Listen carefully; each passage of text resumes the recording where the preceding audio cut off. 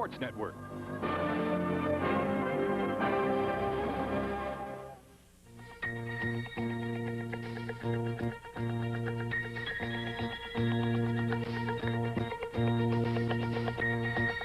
Bellows to Pop. He scores! 1-0 Minnesota. Bellows gets the puck in front. Tenorti shot. He scores! Fine. Bellows right in front. Gagne alone. Scores! Racing to center is Sean Chambers. 3-on-1 the Stars. The shot. They score! Button on the rebound. 5-0 Minnesota.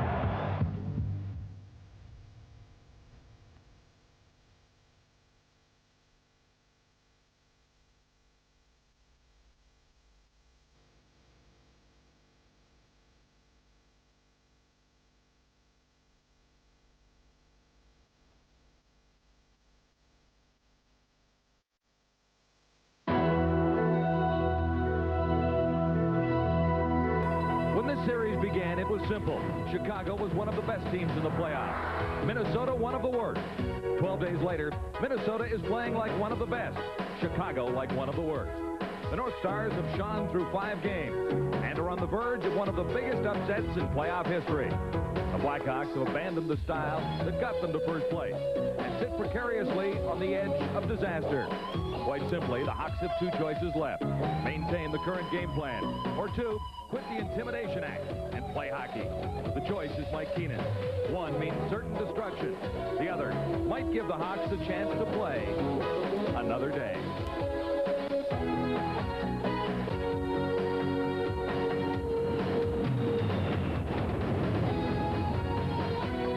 Molson NHL Tonight on TSN presents the Stanley Cup Playoffs. Brought to you by Molson Canadian, what beer's all about. A sellout at the Met Center for Game 6 as the North Stars try and finish off the Hawks on TSN tonight. It is difficult to figure how the best team during the season can become the worst team during the playoffs, but that is the Chicago story. In Minnesota, it is vastly different. The North Stars have dominated this series, won 2 games in a row, and taken the lead. And the odds favor Minnesota tonight. The North Stars are 3-1 when leading a playoff series 3-2. The Blackhawks have won just once in 13 tries when trailing by the same margin. So the Minnesota North Stars have a great opportunity to pull out the huge upset here tonight after humiliating the Hawks in Game 5 Friday in Chicago. Jim? John, the power play series continues tonight. A key word for the Minnesota North Stars in this series has been restraint. Well, the Blackhawks have taken penalty after penalty after penalty. The Minnesota North Stars have been able to turn the other cheek, and there are 2 examples that really come to mind. One was in Game 4 here when Mike Peluso tried to goad Basil McRae into a fight. Normally that's a pretty easy thing to do, but Basil turned the other cheek and skated away. And then in Game 5, it was another tough guy, Shane Churla, skating away from an invitation to a fight from Bob McGill. Well, Jim, Bob Gainey's game plan won't change the least bit tonight for the Minnesota North Stars. But he truly expects that the Chicago Blackhawks game plan will change, and change immensely. He figures they will still come out and show lots of intensity, but they will play a tighter game, they will check better, and they will stay out of the penalty box. They don't have much alternative, do they? I think this place is going to rival Chicago Stadium for noise tonight. Who knows what to expect from the Chicago Blackhawks, though? They can't be any worse than they were in Game 5. Can they regroup? Yeah, I think they can, but a lot's going to depend naturally on the play of Jeremy Roenick and Larmer. But let's focus the attention a little bit more on some other guys. The play of Dave Manson out there tonight and Chris Cello. Dougie Wilson isn't expected to play.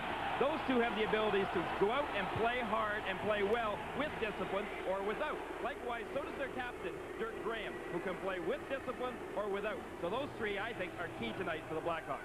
Well, it's a proverbial huge game for the Minnesota franchise, a chance for Norm Green to recoup some losses if this team can get into another round, and the atmosphere here tonight is wonderful. I think it's going to be a great game, John. Wonderful. Maybe that's an understatement. The Minnesota North Stars have outplayed, outshot, and out-hustled the Blackhawks during the series. Tonight, they get a chance to prove it really doesn't matter how you get to the playoffs, but how you perform when you get there. Game 6 is coming up in the Norris Division semifinal. We're live at the Met Center in Bloomington, Minnesota, and ready for a great game on TSN tonight. On the NHL tonight, Game 6 in the Norris semifinal, live from Bloomington, where the Hawks face elimination at the hands of the North Stars tonight. Well, 3 other teams are facing elimination this evening as well, including the St. Louis Blues as they go up against the Detroit Red Wings. We'll keep a close eye on that one tonight. Jim Van Horn has been watching the series all the way along, and the Blues are trying to come back, led by Hull and Oates. Jim? John, Hull and Oates have together combined for 23 points for the St. Louis Blues. That has been the bulk of their scoring so far, and they still trail in this series 3-2. The Detroit Red Wings lead the series 3-2. As I mentioned, this is only the 6th game of the series, but you can be sure that the Red Wings are going to be playing this game like it was the 7th game. There is no way that Detroit wants to go back to the arena in St. Louis to play Game 7.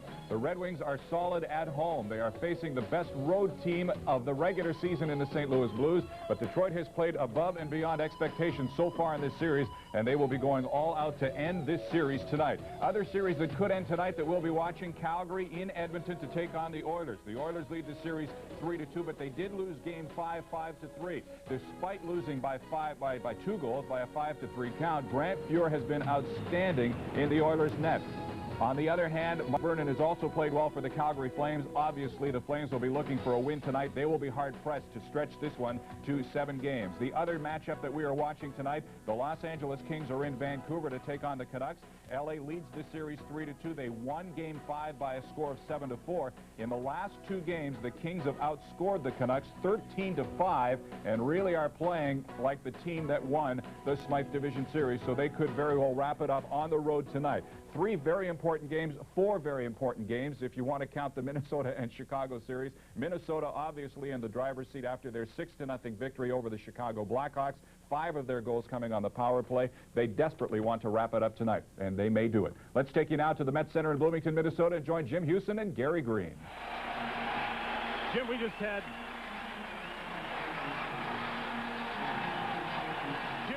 a spine-tingling rendition of the Star-Spangled Banner here, and if they keep this up, we'll have to start covering the national anthem on television from this building, the way people do in Chicago Stadium.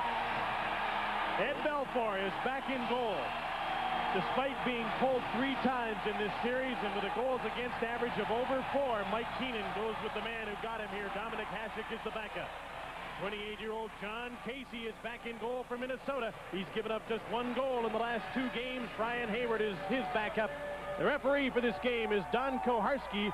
Linesmen are Kevin Collins and Pat DeFuso. The off-ice officials are from St. Louis. Jerry Pateman is the backup official. Neil Broughton starts on a forward line with Mike Craig and Gaetan Duchesne, with Mark Tenorti on defense with Chris Dahlquist.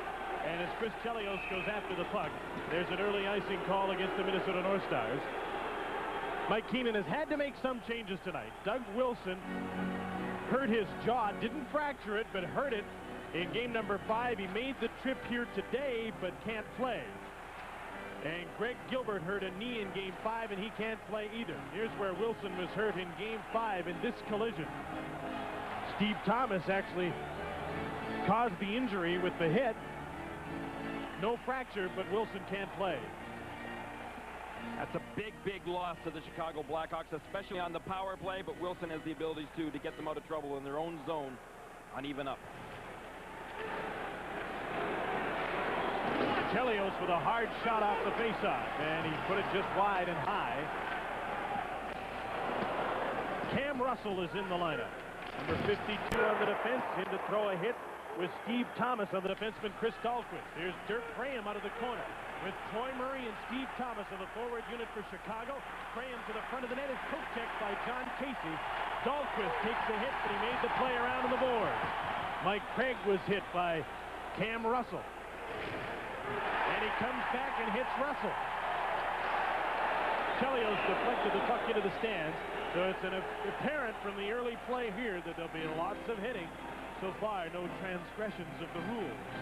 Bob Gainey goes with the same lineup that has given him a 3-2 lead in the series. Paul Dolan has been in previously in this series. Kurt Giles has played 1 game. Bears and Smale have been scratched for the entire series.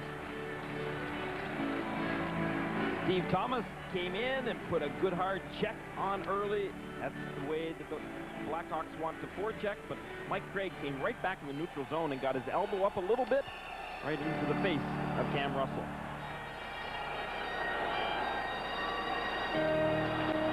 Warren Reichel, who was the hero of game number 2 when he came up from Indianapolis and had a goal and 2 assists, is back in the lineup for Chicago tonight after being scratched for 2 straight games. And he's out with Jeremy Roenick and Steve Larmer. Larmer blasted his shot from point-blank range and missed the net. The Blackhawks storming the North Stars early, and Minnesota expected that.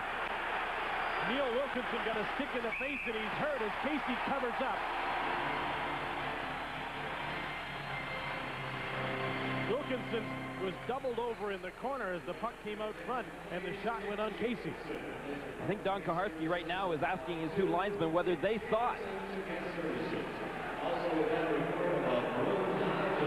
Here's Larmer's opportunity to score. He just blasted that puck from close in. Now as the puck comes back in behind the net, Wilkinson gets clipped. Right there. Reichel got his stick up too high. And he got away with it. Then a weak shot on Casey is held. The first shot on goal goes to the Blackhawks 1 minute and 16 seconds in. Jeremy Roenick and Bobby Smith face off, and Bobby Smith won the draw cleanly. He's been very good on face-offs throughout this series. Ryan Bellows. Out to Sean Chambers. Long blast in on Ed Belfour. In the forecheck is Bobby Smith as Belfour clears the puck. Jeremy Roenick leads a 3-on-2 to center. To Larmer.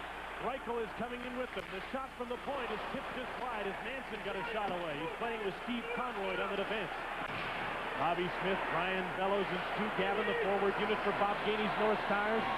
Bellows over the blue line is checked by Manson. Conroy is back for the puck as Minnesota changes on the fly 2 minutes in. Chris Dahlquist at center. Dumps the puck in. Mike Modano left it for Dave Gagne. This forward unit has been Minnesota's best. Brian Propp, Mike Modano, and Dave Gagne, all fairly fleet of foot and with some scoring touch. Here's Wayne Presley with a shot, and Casey made the save. But a good hard low shot by Wayne Presley from just inside the blue line. Pretty good indication right now that the Chicago Blackhawks have come out with sticking to hockey in mind. There hasn't been any rough stuff on stoppages of play. That's not exactly the Minnesota North Stars' favor. They would have hoped that the Blackhawks wouldn't be able to control themselves and would come out and play the same way that they played in game number 5. They would have hoped for that, but I don't think they expected that because the Hawks were so thoroughly humiliated in game 5 and played such a lousy game with so little discipline that I'm sure they came here with turning that around in mind. Mike Keenan says that he has never been behind the bench for such a poor game that his team played. He also said that he didn't rant and rave at all. A lot of people wouldn't believe that, but he said that he was really pretty good to the guys and understanding that each and every one of them was as embarrassed as he was about the performance. Gagne, Modano, and Propp in after the puck. Mike Modano spins off the board, centering pass. Adam Creighton there to knock the puck to the board. Creighton is playing with Mike Hudson and Wayne Presley on a Chicago forward unit. Now they're about to change. Paul Gillis and Mike Peluso come over the board. Mark Tenorti. There's a Chicago penalty coming up. The first penalty goes to Chicago.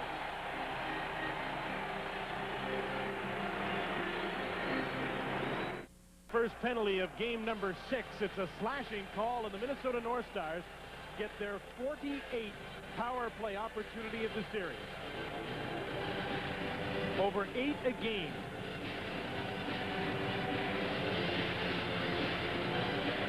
Adam Creighton looking pretty disgusted as he went to the penalty box, knowing that's not in the game plan. But when these two teams play each other, and the amount of body contact that you just normally expect, they could hardly be expected to go without penalties in the game.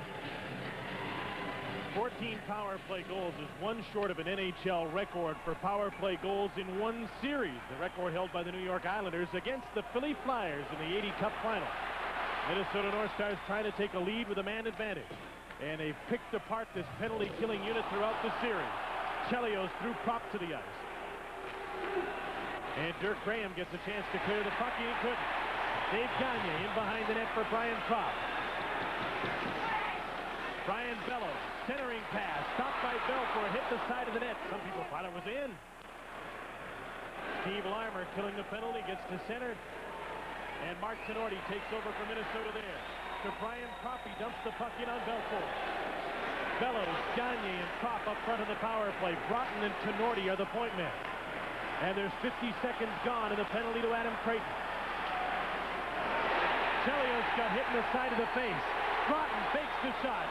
Goes wide on Chelios, who stays with his man. At the point, Chambers over to Bellows. Into Dave Gagne with Propp out front. Broughton going for the net as well. Conroy works against Dave Gagne. Up the boards to Bellows, trying to keep the puck in for Broughton. Jocelyn Lemieux working hard, trying to clear it. And now Presley gets a chance to move it out. 40 seconds to go in the penalty. When the Blackhawks kill penalties, as they have all series, they're very quick to jump out of their zone. They're thinking offense at times far more than they're thinking defense.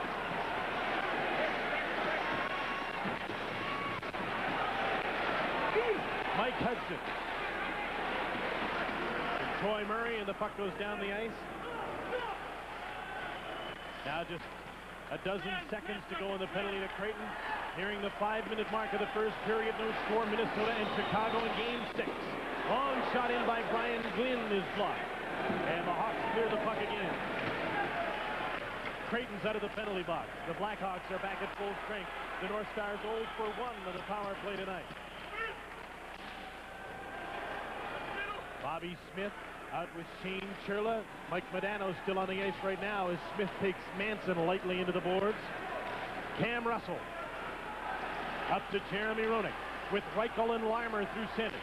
Warren Reichel got the puck to the blue line, turned over. Mark Bureau one-on-one. Nate rushing to join him. Churla's shot right into the glove of Ed Belfour, and he cleared the puck himself. What a wave of North Stars came in on the Hawks as soon as the Stars got the puck. 4 of them rushed over the blue line. Churla, Basil McRae, and Mark Bureau, the forward line working for the puck. McRae couldn't get a shot away as he was poke-checked by Reichel.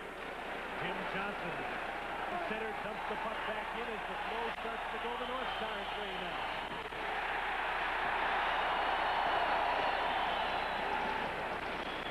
Steve Thomas got the puck to Larmer, who got it to center, but no further. Basil McRae dumps it in. A good shift for Churla, Bureau, and McRae.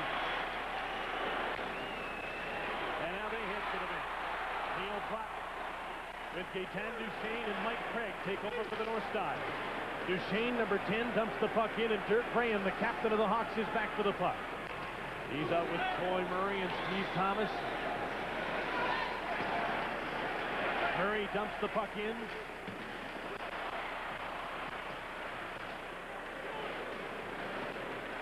At center, Duchesne against Keith Brown.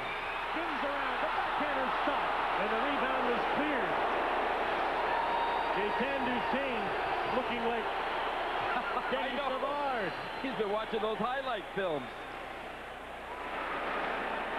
They're checking Duchesne. He's a great skater. Keith Brown centering pass doesn't get by Duchesne. 7 minutes into a fast-paced first period. Minnesota nothing. Chicago nothing. North Stars on a change. Chicago dumps the puck in, and they'll change now.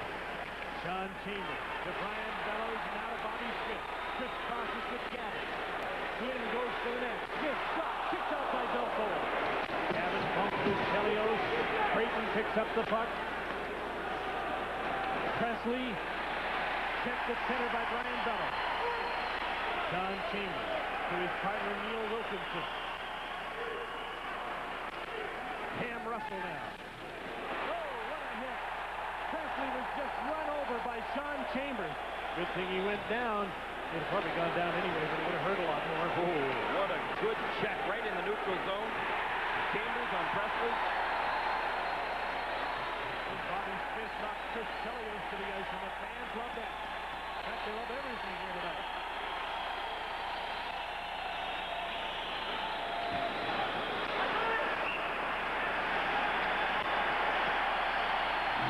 .56 to go in the first. Great game.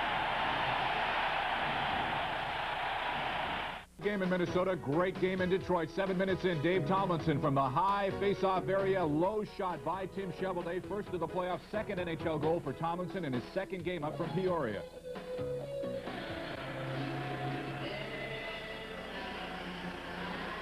Watch the Gaetan Duchesne version of the spinorama. Pretty good play. He caught Keith Brown going the opposite direction. Brown wasn't quite expecting Gaetan Duchesne to come up with an offensive move like that. Neither was I. You're watching the NHL tonight from the Met Center in Bloomington. No score in the game. And the Minnesota North Stars have outshot the Blackhawks 6-3. I'm Jim Houston with Gary Green and John Wells. Jim Van Horn will keep you up to date on all the other events as Mike Modano takes a shot, but saved by Belfour and a hard shot by Modano. Modano really cranked that shot, didn't he?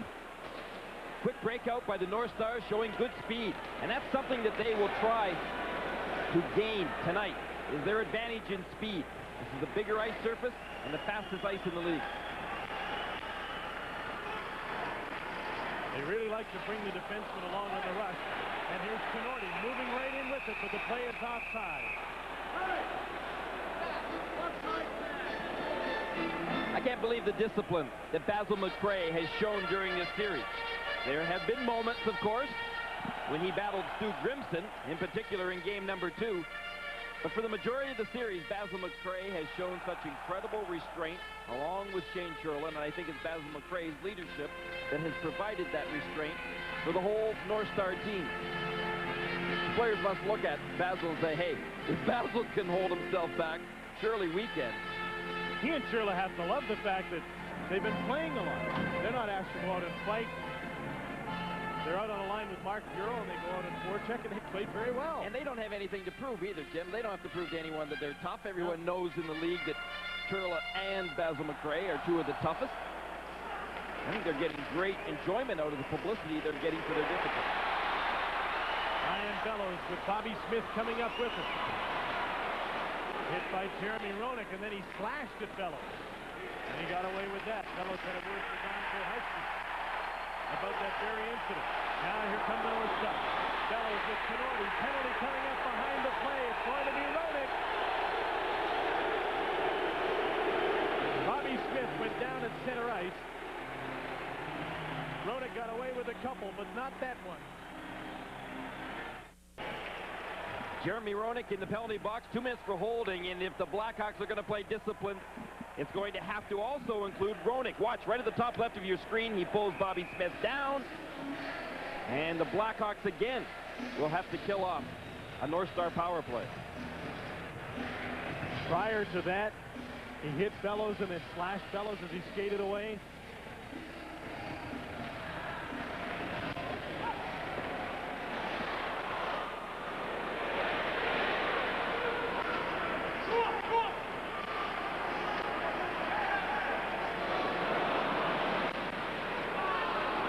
Power play again features Dave Gagne up front with Bellows and Prop, Tenorti and Broughton to the point men.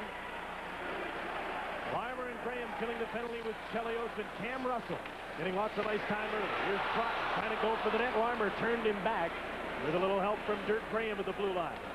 We've reached the midway mark of the first period. No score, the Stars and the Hawks, and Minnesota on its second power play, having outshot Chicago 7-3.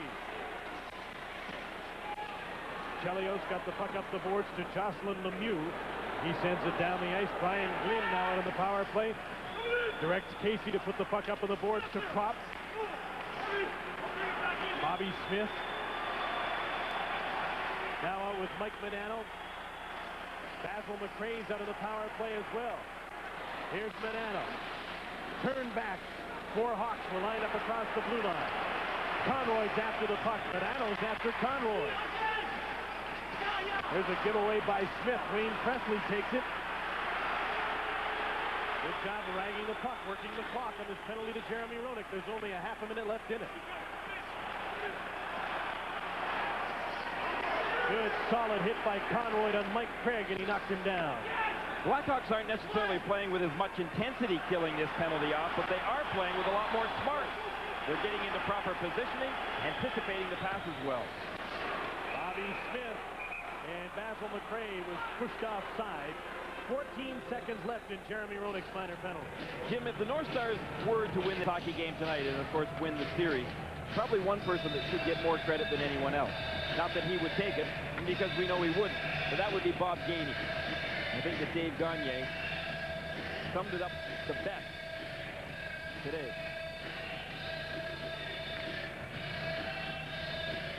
Gagne had said that he felt that Bob Gainey taught them about restraint, about discipline. And it's a lot like Bob Gainey plays. Never let his ego get in the way. This is his first year as a coach in the National Hockey League, but he played 182 playoff games and won 5 Stanley Cups, so he knows as well as anyone what it takes to win in the playoffs. And he's been very calm throughout. His expression never changes on the bench. I thought his best line might have been after game 1 when people said, "Are you excited about winning the first game in Chicago?" Why do you have this same expression on your faces? What do you want me to do? Backflip? We won 1 game. Would have got him a lot of publicity if he had done those backflips. Jeremy Roenick's penalty has expired. The North Stars are 0 for 2 with the man advantage. Still no score in the game. Bobby Smith with Bellows and Gavin through center. Gavin hustles in after the puck. Trent Yanni stays with him. Bellows gets the puck. Moves out front. Can't get the shot away yet. Flynn from the point. Scores! Neil Wilkinson from the point.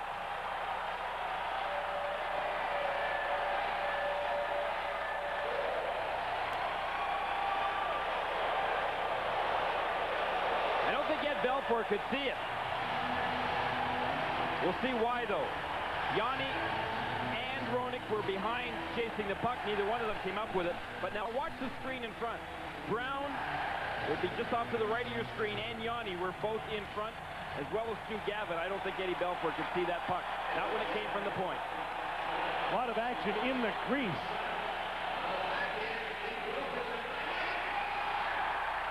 I think if anything, though, Yanni might have been the culprit.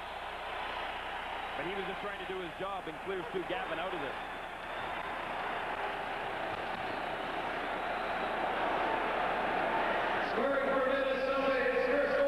So it's 1-0 Minnesota. Just after a power play, Neil Wilkinson gets the goal.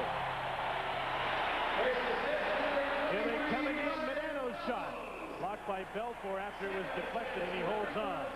North Stars have moved out in front of the Chicago Blackhawks, trying to clinch tonight. Neil Wilkinson from Brian Bellows and Stu Gavin at 11:49 of the first period. Stars lead 1-0.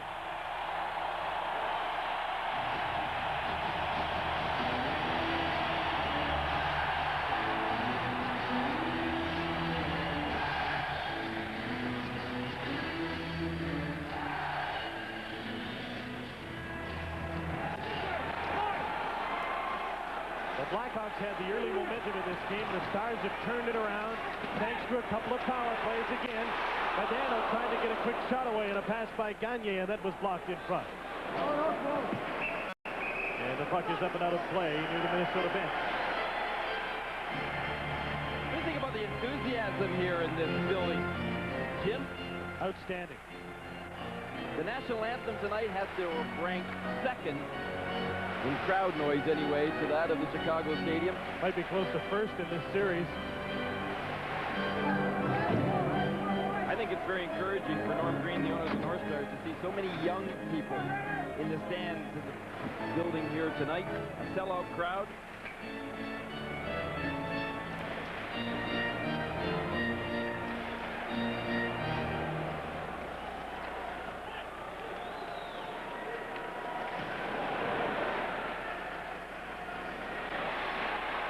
Tenorti rushing towards the net. Chelios steered him aside. There's Tenorti leading a rush again. He's had a great series. Cam Russell. Stu Gavin dogging him. Takes him into the boards. Bobby Smith out front. Bellows shot. Another one. He scores!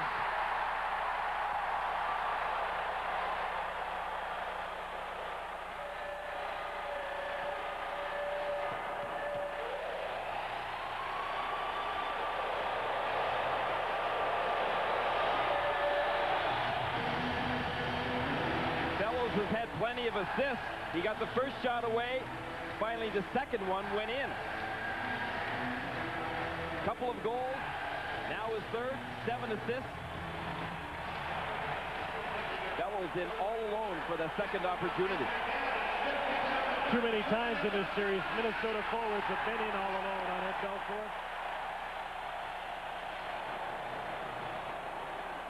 There you see that scratch under the right eye of Brian Bellows that he sustained in the tip with Chris Chelios, and Ernest Chelios, with gross misconduct in Game 5.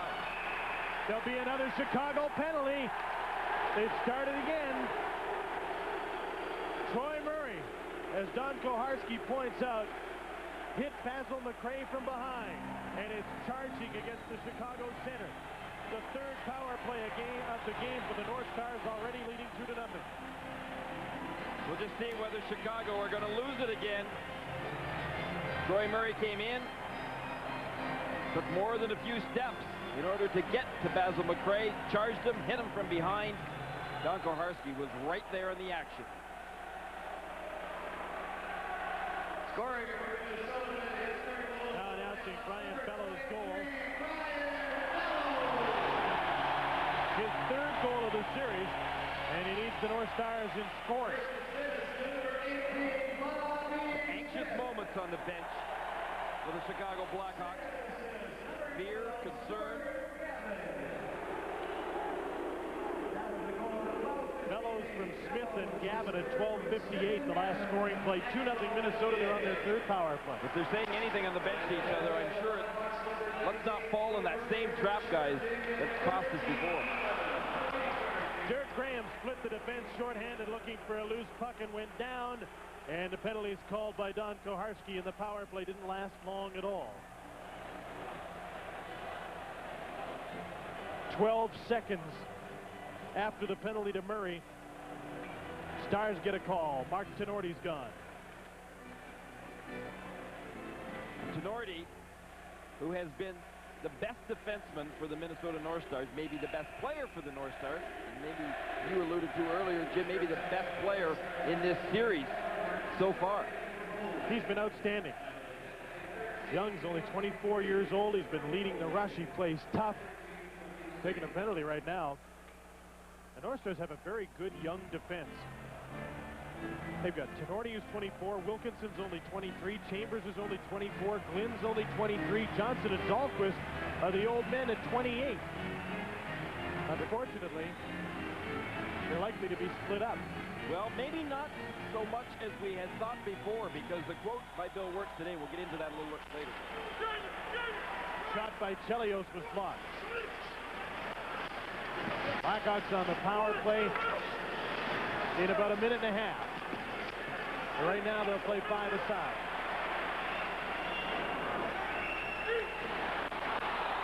Bellows tipped up at center. Johnson to Wilkinson, and he dumps the puck down the ice.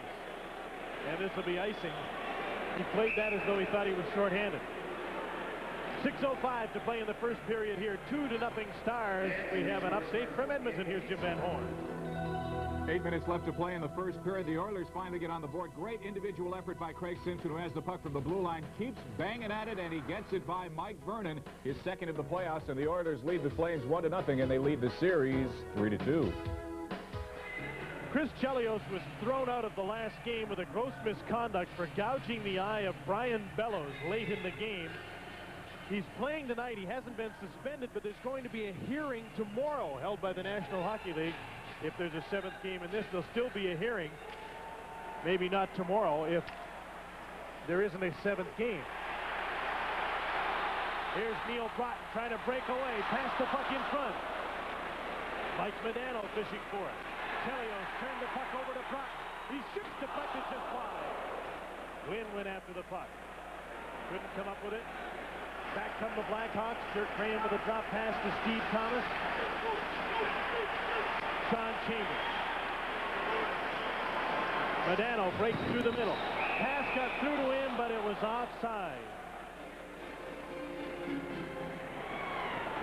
So Chelios gets to play tonight, and he still could be suspended over that incident. And the North Stars are steamed that the hearing wasn't held before this game. The league had all day yesterday to read the referee's report, look at tapes, get a doctor's report on the injury to Bellows.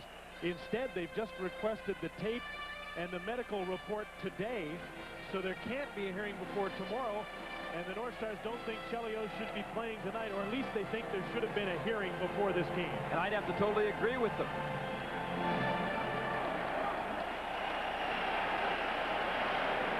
Chris Chelios received a very unnecessary gross misconduct after his team was clearly out of it in the third period. I think it should have been investigated very quickly.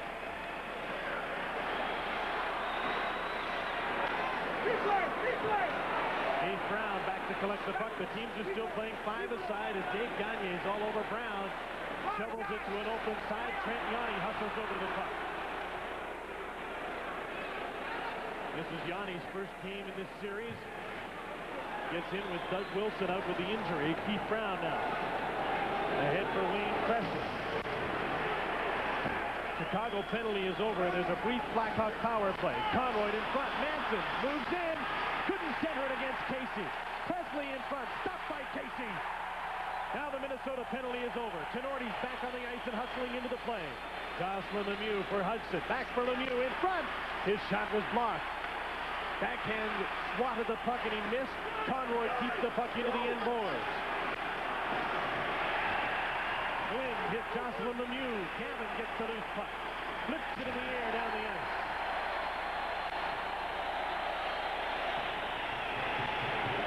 Now 4 minutes to play, first period. 2-0 Minnesota. They've outshot Chicago 12-6. Roenick in with a hit on Neil Wilkinson. The two Blackhawks took the body, and not one of them took the puck. Wilkinson walked out of the corner with possession of the puck. Chelios almost gave the puck away to Gaetan Duchesne. Weimer flips the puck in. Casey fields it on one hop and holds on. With more Blackhawks converging on the net. Casey looks sharp. Yes, he does. And the Blackhawks finally picked up their pace a bit. But still, they're not playing as smart a hockey as they're capable of playing. Not offensively. Some more intensity, but not as much smart. Casey came out and made a nice save as Manson rushed in with the puck. Casey was up and down, making the saves and frustrating the Blackhawks even more. He's done a lot of that, although in the last couple of games he hasn't had many shots. Only 17 and 25 in the last two games. Not a lot of offense from the Blackhawks because they've been shorthanded most of the time. His goals against average in the playoffs mirrors that of the regular season. While Ed Belfour at the other end has allowed 2 goals a game more in the playoffs than he did through the regular season. Mention Bill Wirtz, started to mention about Bill Wirtz's statement, Jim, is that he said in the Minnesota Tribune today that he convened those meetings between the North Stars and San Jose and that this team is going to stay together.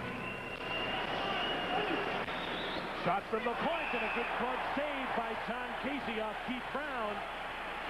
Johnson and Graham push and shove, and Kevin Collins gets in between them. So Bill Wirtz chaired the meetings initially between San Jose and Minnesota. John Casey looking sharp again, wheeling that puck right out of the air. But he also chaired the meetings, the secretive meetings that they just had recently. The renegotiation meetings. And Wirtz claims through this quote that this North Star team is not going to be pulled apart. Troy Murray against Bobby Smith. The puck came loose at the side of the goal. Chambers up the boards to Bellows, and he dumps the puck out. Trendiani to center against Neil Brock. Dumps the puck in, took a bump, and it was knocked down by Jim Johnson. Duchesne up the middle to Neil Brock. Craig coming hard in the right wing. Broughton's going in alone to the net. Cleared by Belfour, but it hit Mike Craig. Yanni takes Craig, knocks him down to the end boards. Defensive play by Murray, falling down to get the puck out. Under 3 minutes to play. First period, 2-0 Minnesota. Here's Neil Brock. Gaetan Duchesne puts on the brakes. Well, back pass was taken by Brown. Still the Hawks can't clear it. Craig for Brock. Bounces to the front of the goal, and Brock couldn't get to the puck. Now the Hawks out at center. Steve Larmer on his right wing with Jeremy Roenick.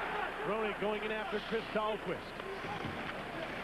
Larmer stopped the clearing attempt. Roenick had his arm wrapped around Mark Tenorti, who came off the board screaming at Don Koharski, looking for a penalty call on Roenick. Manson up for Jeremy Roenick, and he dumps the puck into the right wing corner, left wing corner. Warren Reichel in after it. From the point, just kept in by Manson, and hacked right out by Mike Modano. Poked by Gagne to Brant Pop. His shot is blocked by Manson, cleared to the board. Gagne's right in on the loose puck. Down to the boards, Jeremy Roenick. Pass to Warren Reichel. Almost had his pocket picked by Modano. 1:45 left in the first period. 2-0 Minnesota.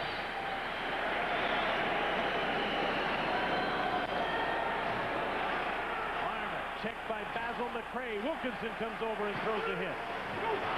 Belted from behind by Peluso, and knocked down was Neil Wilkinson. Kevin Collins was getting banged around as well. He was in tight along the boards when all that hitting took place. Wilkinson up to Mark Bureau with Churla and Basil McRae. McRae is in on Chelios. Went to the puck first.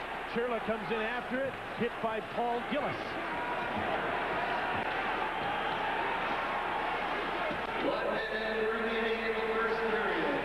McRae and Churla win the battle in the corner. Churla looks around, takes a shot. Belfort gloves it. Now he'll have to play the puck. North Stars make a quick change. Chelios carries the puck to center. Dumped it in and gave it away to Neil Wilkinson, who scored the first goal of the game. Just over half a minute to play in the first period. Minnesota weathered an early Chicago storm and has come back to take a 2-0 lead and outplayed the Hawks for the most part of the period. Here's Mike Hudson in front. Presley couldn't get a shot away. Keith Brown moves in. Creighton in front. Shoots. Casey the save. To the point. Yanni with a shot into a crowd. Presley gets the bouncing puck. Shoots it. Penalty coming up. It's against Minnesota with 9 seconds to play in the first period. A slashing call will put Chicago on the power play for the dying seconds of the first. And early into the second period as Jim Johnson goes to the box. Good chances again by the Blackhawks as they are finally getting some offensive life. But look at the number of bodies in front of the net. Every time the Blackhawks try to shoot the puck on Casey, it seems that more often than not, there's too big of a collection of players in front for that puck to get its way through to John Casey. Jim Johnson moved over from Pittsburgh with Chris Dahlquist going the other way, where Larry Murphy and Peter Taglianetti, 2 local boys, moved home. Both Dahlquist and Johnson are from suburbs of Minneapolis, and the trades worked out pretty well.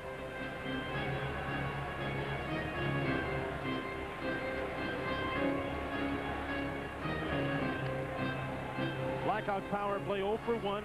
Just had a very short power play opportunity earlier. 12 seconds in duration. Here's Gavin running out of time. Shoots one, just missed the net. Oh, that was close as time ran out in the first period. And the North Stars, trying to eliminate the first place team, have an early 2-0 lead. Here's John Wells. Fast-paced first period in Minnesota. The Hawks started well. The North Stars caught fire at the midway point with a couple of goals. Again, Minnesota out-shooting Chicago again. John Casey out-dueling Ed Belfour. Here's what's ahead in our first intermission tonight as we take you to Detroit to catch up on what's happening between the Blues and the Red Wings, and also the Smythe Division. The Stanley Cup playoffs on the NHL tonight. And after one, Minnesota leads 2-0. St. Louis Blues got off to a good start against the Detroit Red Wings earlier tonight. 7 minutes into the first period, Dave Tomlinson scored just his second NHL goal, his first of the playoffs in his second game since being called up from Peoria of the International Hockey League, and they were leading 1-0. So we're going to take you now to the Joe Louis Arena in Detroit and join KPLR's John Kelly and Ken Wilson. Late first period action. Over-skated, and then Lowry tips it to center ice to save the day.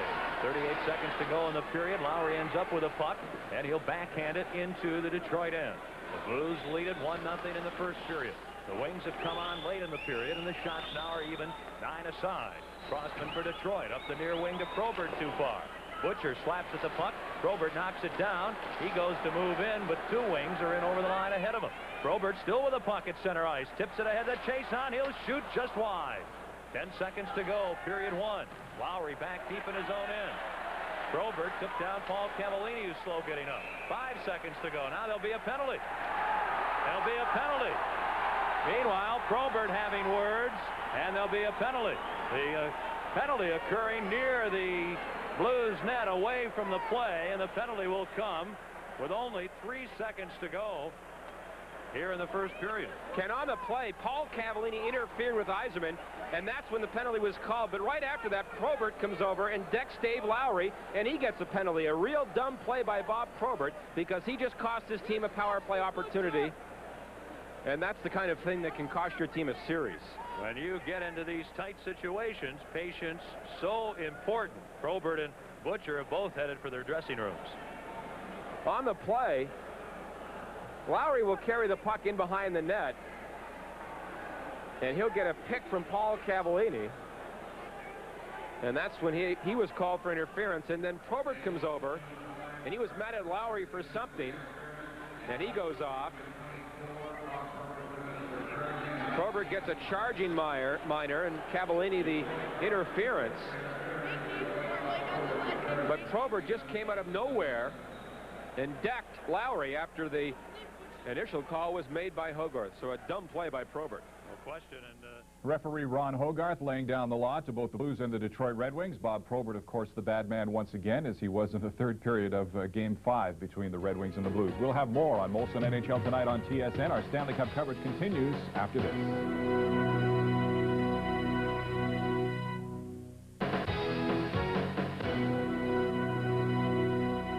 Both periods in the other games are now over as well, so let's bring you up to date on some of the highlights from the first period of action. First of all, from the Joe Louis Arena in Detroit, where the Red Wings are hosting the St. Louis Blues. Tim Cheveldae and the Wings, the workhorse goaltender, hoping to wrap up the series tonight, and Cheveldae finds a unique way to stop the puck from getting past him. First period, Blues strike first. Dave Tomlinson skates down the wing. He blasts one by Cheveldae. Maybe he should turn the net back the other way around. It's also a physical game. Bob Probert with a hit on Cavallini. That's Paul Cavallini along the boards, and after the first period of play, Tomlinson with the only goal so far. St. Louis leads Detroit 1-0. The Blues have to win tonight to force a 7th game. All right, Calgary and Edmonton at the Northlands Coliseum. Early in the first, both teams come out hitting. Mark Lamb takes out Ronnie Stern. The Oilers get the first scoring chance. Kelly Buchberger with the shot, but Mike Vernon is there to kick it out.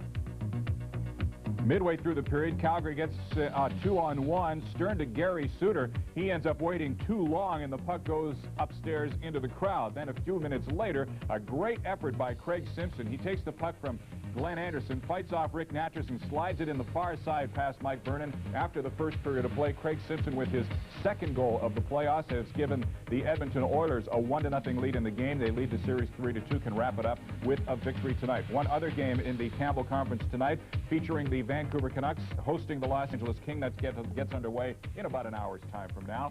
The Kings leading that series 3-2 and can wrap it up with a win on the road tonight, and the Kings have dominated the Canucks in the last two games. A very interesting game underway at the Met Center in Minneapolis, where the North Stars are currently leading the Chicago Blackhawks. Gary Green is standing by with Telestrator highlights, and we take you back to the Met Center after this. Most of us would like to have life insurance so we can leave something behind for our loved ones. But by the age of 50, we think it'll be too difficult and too expensive to get insurance. They have the high blood pressure. They're bound to fail the medical. With Norwich Union's guaranteed life insurance plan, if you're between 50 and 75, your acceptance is guaranteed, with no medical exam and no health questions. Your insurance can cost as little as $20 a month. Depending on your age and the premium you choose, you could be covered for up to $25,000. In case of accidental death, your benefit triples, up to $75,000. Call this toll-free number now for your free personal enrollment kit. You're under no obligation, and no salesperson will come to your home. Call 1-800-263-9899. An operator is standing by to take your call now. That's 1-800-263-9899. Ask for operator 203. Honey, I know we're on a low cholesterol kick, but if I eat much more salad, I'll turn into a rabbit. Well, how about a McCain pizza? It's okay. It's a McCain Tender Crisp. And it's low cholesterol. Low cholesterol pizza? It says so right on the box. Low cholesterol pizza. Great idea. Great pizza, too. McCain Tender Crisp in individual and family sizes. Low cholesterol, too. Because man cannot live by salad alone. Looks good. It looks real good. What a putt! What's the most exciting tour in the circuit? TSN follows the Senior PGA Tour, where the greats of the golf course have only gotten better.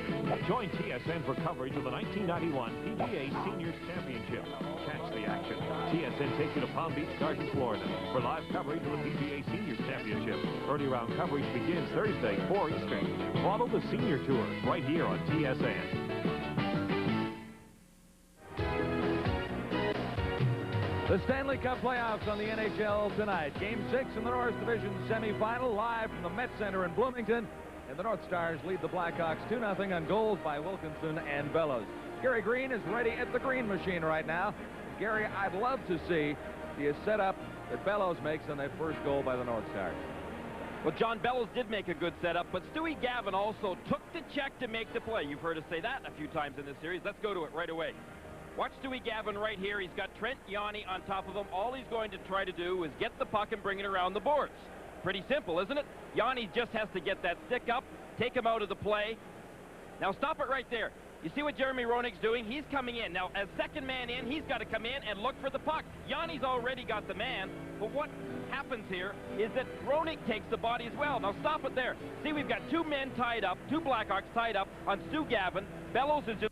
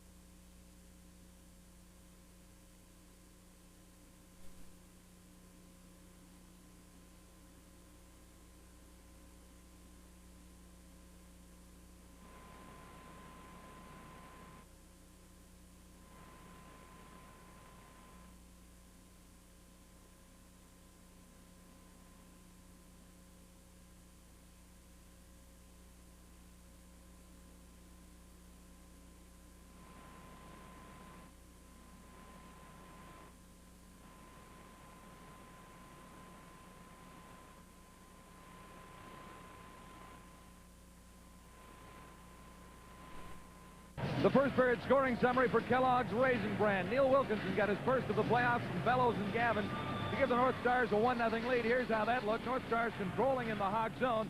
It is Brian Bellows coming out from behind the net, getting it out to Wilkinson, and he blasted one by Eddie Balfour to make it 1-0. And just over a minute after that, Bellows got his third of the playoffs from Bobby Smith and Stu Gavin to make it 2-0.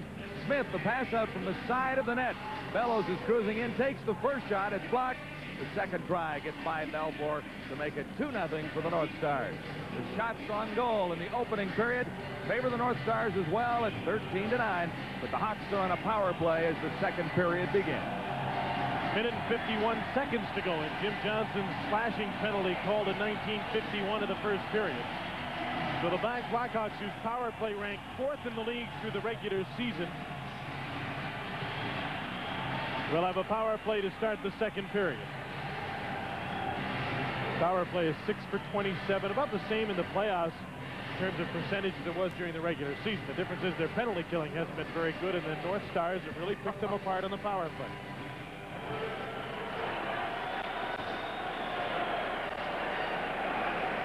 Chris Chelios and Trent Yanni are the point men on the power play. Yanni filling in for Doug Wilson, and he's really a big missing ingredient on the power play because he's got the great shot. Even if he doesn't get it away, the Stars are so fearful of it, they have to check him all the time. And he can carry that puck out of their own zone. He's a good skater.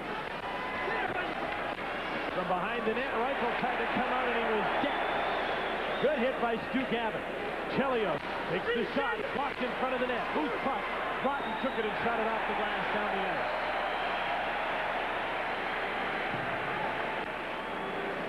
Trent Yanni. To Chelios, and he fires the puck in.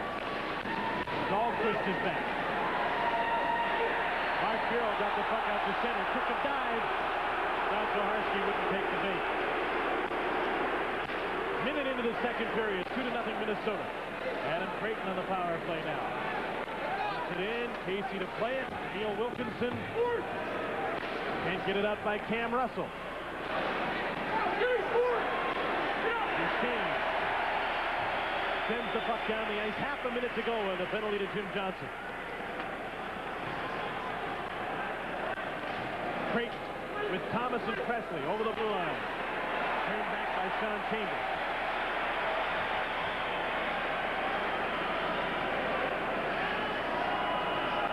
One last rush now for the Blackhawks with a man advantage.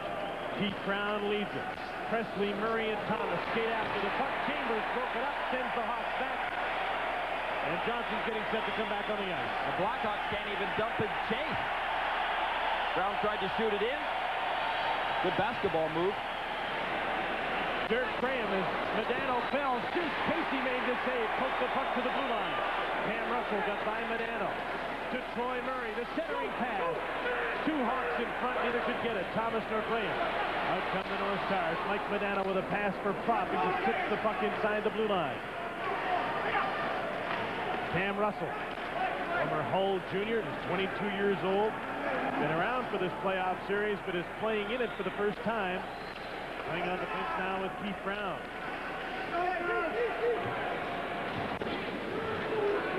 Thomas dumped the puck in. You watch the North Stars in the neutral zone. They're always, almost always, have got 5 men back waiting for the Hawks to come out offensively. Gagne, a slow shot towards the net. Belfour stopped that.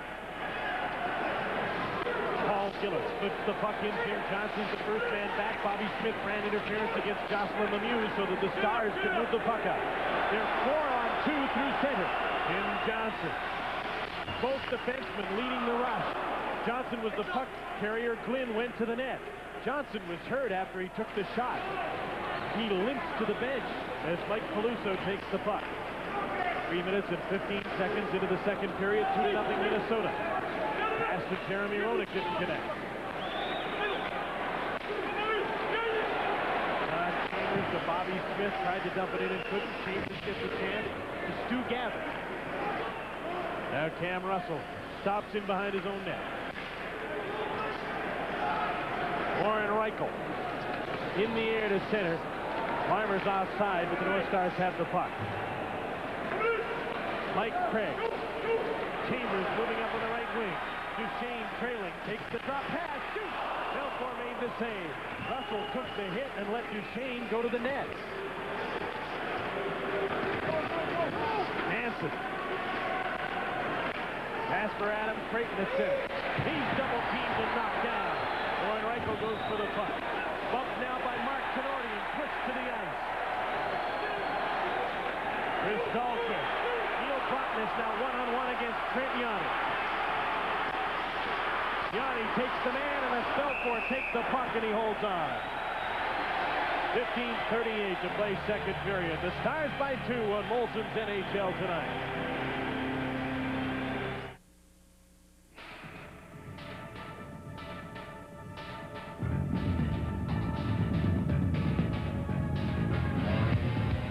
While all engineers earn their degrees in school, ours are also graduates of a higher institution. Formula One Racing. Because those who learn to do it right in the first place have a tendency to finish there. The 1991 Acura Integra. Minnesota North Stars executing very well, hitting hard. Dahlquist puts the body right into Adam Creighton. Tenorti tried to get a piece of Reichel. I thought Trent Yanni played this one-on-one perfectly. This is a clinic, folks. For any defenseman out there, play the body. Don't worry about the puck. Broughton could not get around Trent Yanni. Quite a gamble by the Hawks to put Yanni and Russell into the lineup tonight for their first game of this series, and the team's facing elimination. A shot by Steve Thomas. So Wilson was hurt. Bob McGill is not dressed, so it's Russell and Yanni to take their place. And for goal scoring, they need Larmer and Roenick and Thomas to lead the way for them tonight. Thomas had 19 in the regular season. The only goal he has in the playoffs bounced in off of him. Dirk Graham had over 20 in the regular season. He has 1 in the playoffs. Adam Creighton had over 20 in the regular season and hasn't scored. 8 of the 15 goals have come from Larmer and Roenick. Which makes it easier for the North Stars, even though they haven't done a real close checking job by any means on Roenick or Larmer. They've been conscious of them out there, but it's not as though they've smothered Roenick or Larmer the way that Laurie Boschman or Claude Lemieux has on Big Mario Lemieux in the Pittsburgh, New Jersey series. Hawks had 6 goals in one win, 5 goals in another, so they have 4 goals in their 3 losses as Larmer takes the shot and had it blocked.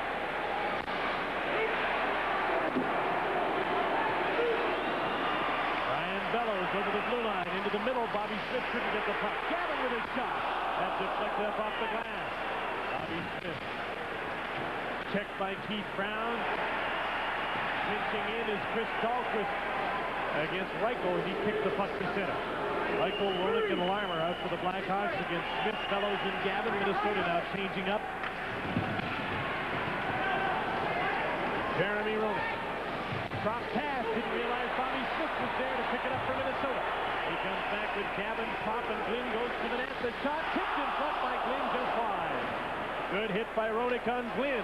Centering pass went right to Trent Yanni, and he ices the puck.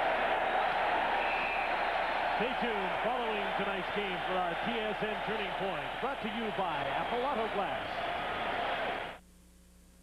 Apple Auto Glass, the pick of the crop. Before it spreads and really costs you, get Apple's guaranteed stone chip windshield repairs.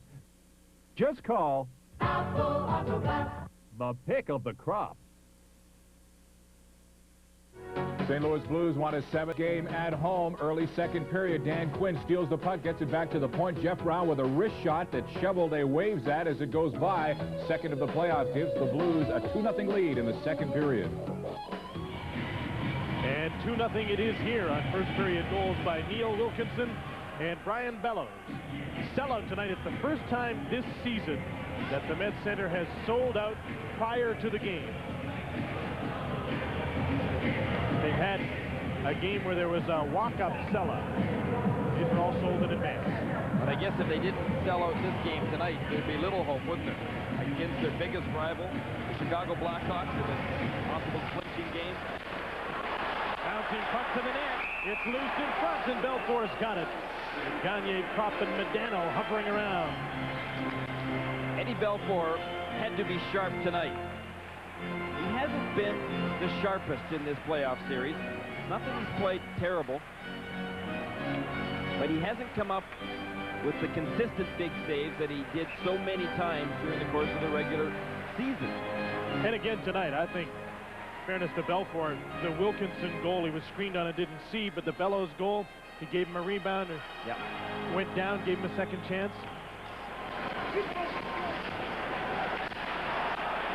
Alone in front, the puck bounced between the legs of Mike Medano.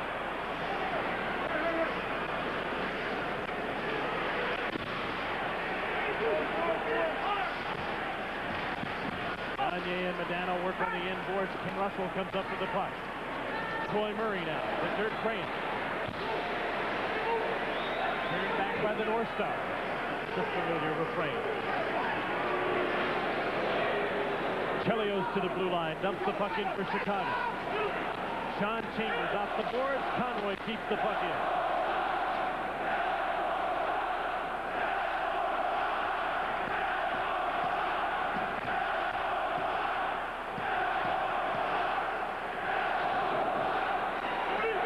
Carrying the puck is Sean Chambers. Up to Neil Broughton. They're 2-on-1. Broughton in front. Belfour made the save. Chambers really never did get control. And that puck got in. It might not have counted because he kicked at it. Mike Peluso, number 44. Dumps the puck in. Cristal pushes back. He's hit hard in the end boards. The puck's out front. Cleared away from Peluso. And by Manson.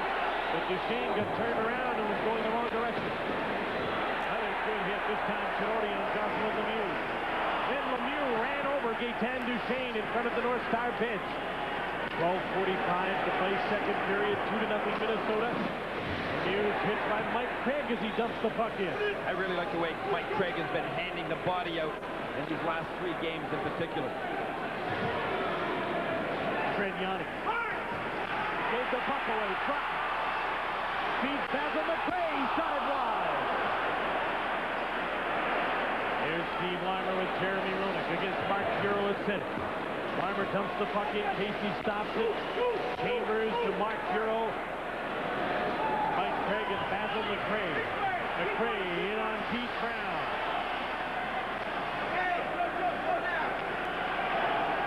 Brown to Yanni. And he flips the puck to center.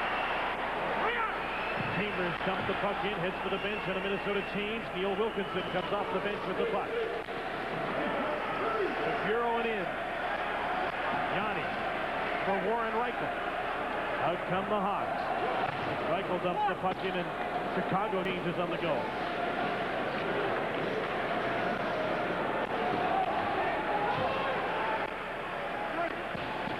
North Stars haven't had a lot of trouble coming out of their own end zone with the puck. They've been under pressure. They've just taken the easy route and dumped it up and out.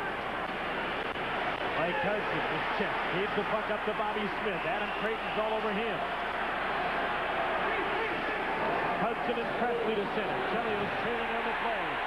Wilkinson took the man and comes up with the puck. Gave it away though. Hudson trying to center.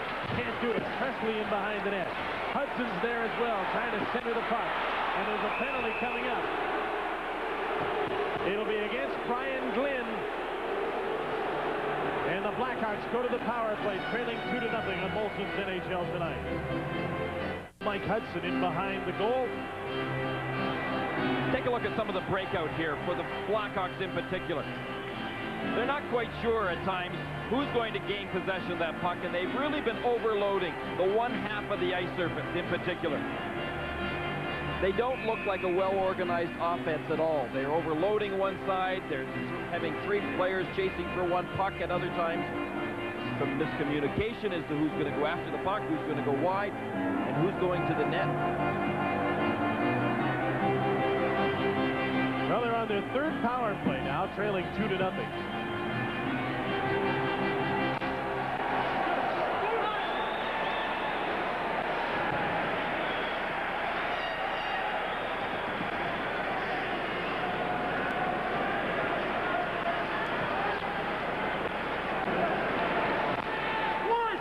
Dumped in by Dirk Ray. Steve Thomas, Troy Murray follow up. Chris Chelios at the point to Manson. His shot just wide of the net. And the puck bounces all the way to center. Racing after it is Stu Gavin, a great skater. Manson got there to cut him off. Penalty killers change up. Half a minute gone to the penalty to Brian Glynn. Casey switches hands to play the puck. Can't get it out.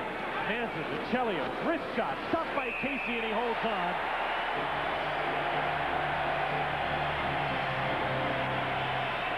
Once the shot had come from the point by Chelios, there was no screen set up in front of Casey. He was just able to see the puck clearly, mostly because Thomas had been put down hard and took a long time getting up. Casey could see the puck pretty clearly. Good clearing effort here by Wilkinson. Troy Murray was late getting into it. Fellows was there in case there was a rebound. Chris Chelios is on his game and playing well. There's few better in the NHL. Like game 3. When he's not, he can be bad. He can give up the puck. His focus can be totally off, and he can take bad penalties, as he's shown at times in this series, and especially in Game 5 and 4. Oh, I'll second that. You'd do anything to get rid of me, wouldn't you, Huey?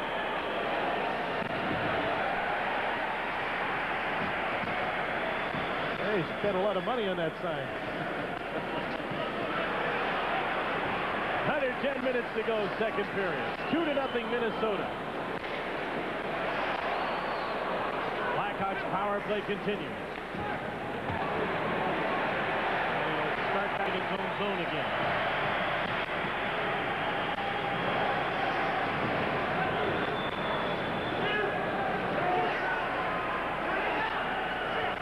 Trediani, Heath Brown, half a minute to go, and the penalty to Brian Glynn.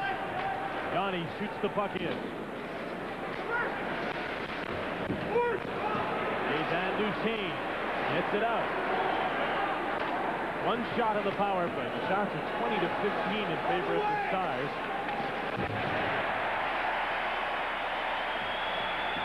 Duchesne and Bureau. Now Wilkinson and Chambers killing the penalty. It's almost over. Glynn standing up, getting set to come back on the ice. Now the Blackhawks are 0 for 3 with a man advantage. Ryan Kropp, blink by to Gagne, going outside on Conroy. Gagne cuts to the middle, knocked down. And the fans want a penalty and won't get one. Paul Gillis takes a shot. Conroy's shot. Casey was hit as he made the save. The net's off. But still, Casey made the save, even though he was belted just as the puck got there. 2-0 Minnesota on Molson's NHL Tonight.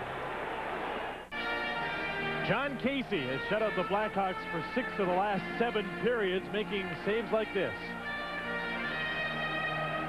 Oh, Jocelyn Lemieux that went crashing into Casey. I thought initially it was Peluso. Peluso was right on his doorstep, on his way maybe to crash into Casey, but it was Lemieux that did the damage. But John Casey held his cool, just like the rest of the North Stars have been trying to do.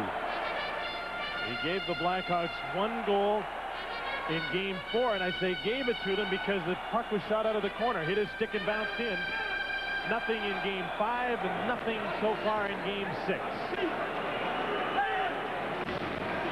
Glynn takes Preston. Duchesne takes Creighton. Rotten takes the puck. And up come the North Stars.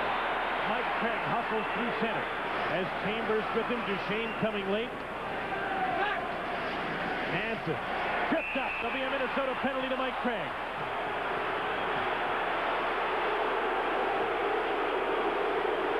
And the Blackhawks go right back to the power play when we come back after this. I'd look to give it about a 2. It's a little too plain Jane for my taste. There's no flash, no excitement. I mean, it's nothing but a bunch of flakes. This has personality. I like it. Makes up for the plain looks. Maybe that's the point. You know, looks can be deceiving. Kellogg's Corn Flakes. You impressed me with corn flakes? Taste them again for the first time. 4th straight penalty taken by the Minnesota North Stars. This one by Mike Craig for tripping at 11:51. And this will be the Blackhawks at 4th power play. So one of them was very short. Penalty killing's been very good. The last power play, the Blackhawks really didn't get a decent chance. One shot by Chelios from the point wasn't a particularly hard-hit shot.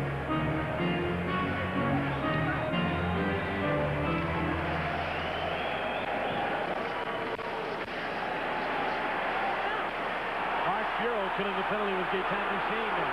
Chelios has had a real problem handling the puck tonight. Farmer dumps the puck. Ian Ronick and Graham are out on the power play. With Chelios and Manson. There's Graham. Steve Larmer now. Turns away from Dahlquist.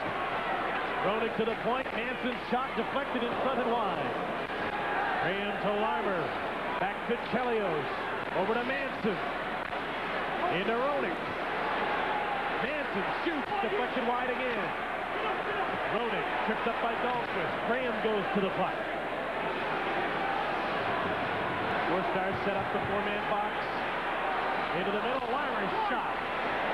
Didn't get much on that. It was deflected into the corner. Dahlquist. Trying to clear it. Gets some help from Duchesne, who moves the puck down the ice. Less than a minute to go in the penalty. 7 minutes to go, second period, 2-0 Minnesota.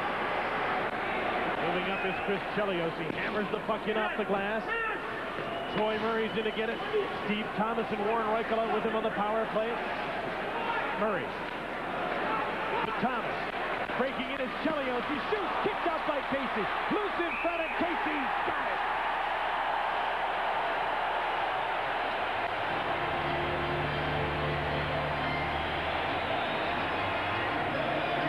A great save off Chelios.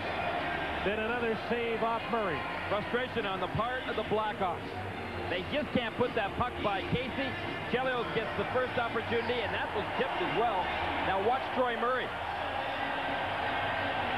What an opportunity he has got. Reichel is in front, screening Casey. Somehow Casey comes up with that puck. Coincident penalties handed out on the plane. Wilkinson and Reichel.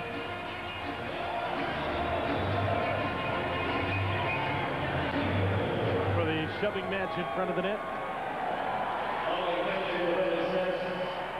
On the Blackhawks, number 42, Warren Reichel. 13:20 the time of the penalty. Neil Wilkinson minus each for roughing. Time of the penalties 13:20. Reichel, the Blackhawks, Wilkinson. So the Blackhawks have still got 31 seconds on this power play to try and score. Still 5 skaters against 4. They win the draw. Keith Brown shoots. Casey stopped him. Loose puck at the side of the net. Casey poked it away from Thomas, who went into the corner after. Brown to Thomas. His shot is kicked out. Dahlquist on the defense doesn't have a stick. Now he'll get a chance to get one as the puck is carried to center. Mark Tenorti stops to kill some time. 10 seconds to go in the penalty.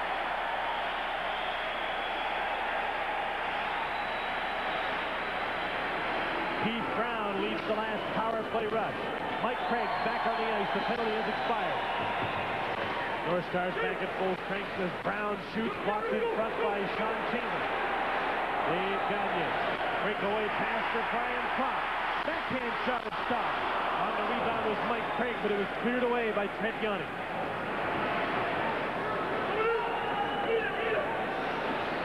Caluso in on Glynn. Two big boys, they bumped in the corner. Mike Craig is hit. Puck flew up in the air and dropped down near the slot. Moving up is Lemieux with a shot wide of the net. Conroy pitches in. Lemieux's shot hit the post. Jocelyn Lemieux with a good turnaround, hard shot.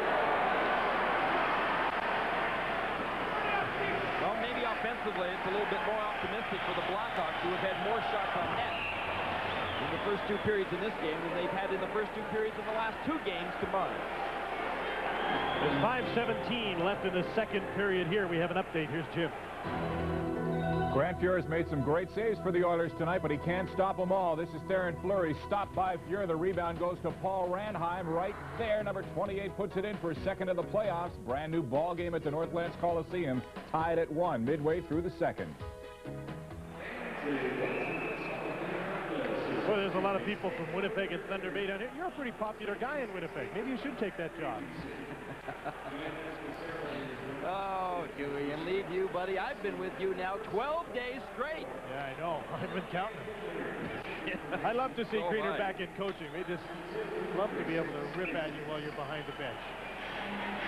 Well, I'd probably be pretty good to you, Dewey, though, if I You feed me all the information that other coaches won't. You tell me all the secrets. I tell you all the wrong stuff, and then you'd just be embarrassed. You come down and ask for scratches, I tell you, totally the wrong guys. I would just get back at you something fierce, buddy. Why would you do that? I thought you liked me. 12 days in a row is a little bit too much, though, Jim. I'm saddened. I'm so saddened to hear all this. I bet you are. Casey kicked the puck out and then was hit by Dirk Graham, and I think Graham's going to get a penalty. Interference will be the call on Dirk Graham, and he'll wonder why, but he'll go to the penalty box. And Casey just hangs in there, though. He doesn't retaliate. Kicked it, and then was kicked. Bouncing puck Casey just kicked it to the side. I don't know whether you can solely blame Graham for that. He was pushed right into Casey. Number 33, Dirk Graham. That's what he will contend. After 4 straight power plays, Mike Keenan's team will have to kill a penalty. Trailing 2-0.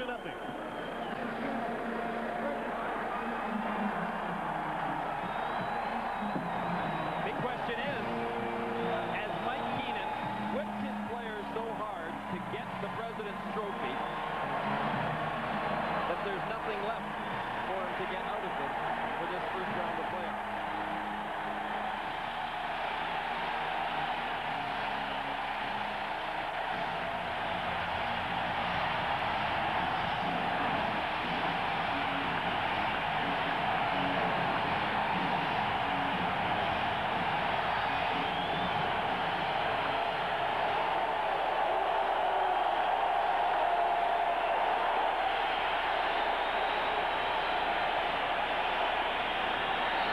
A 16,000-strong power play.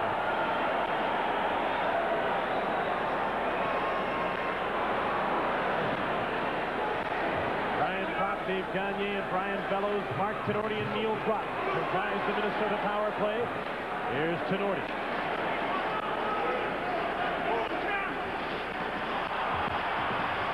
Chelios can't clear it. Mark Tenorti in front. Bellows to the side of the net for Kropp. Loose puck. And it's cleared by Tenorti and out. Bellows decided to pass to Kropp instead of shooting.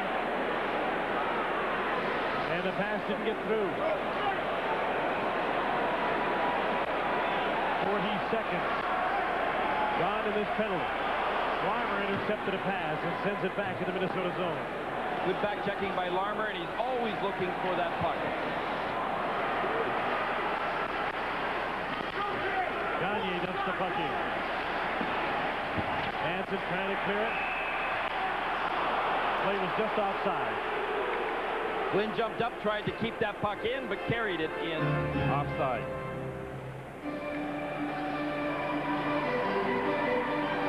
I don't know what Bob Gainey picked up coaching over in France last year, but the knowledge he picked up with the Squirrels is obviously translated into some pretty good play for the Minnesota North Stars. Took him half a season to get it going, and it's they were about the middle of the season. There were even some rumors around here that he was in trouble because they weren't playing very well.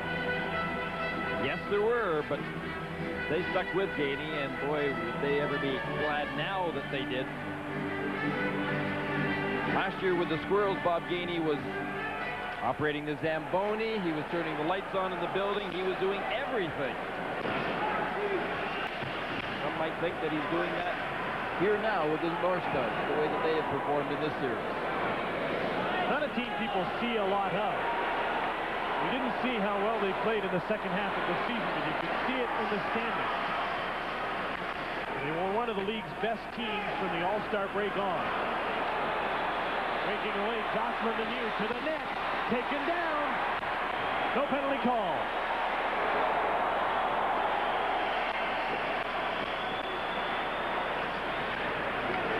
Now 15 seconds to go in the penalty against Dirk Graham.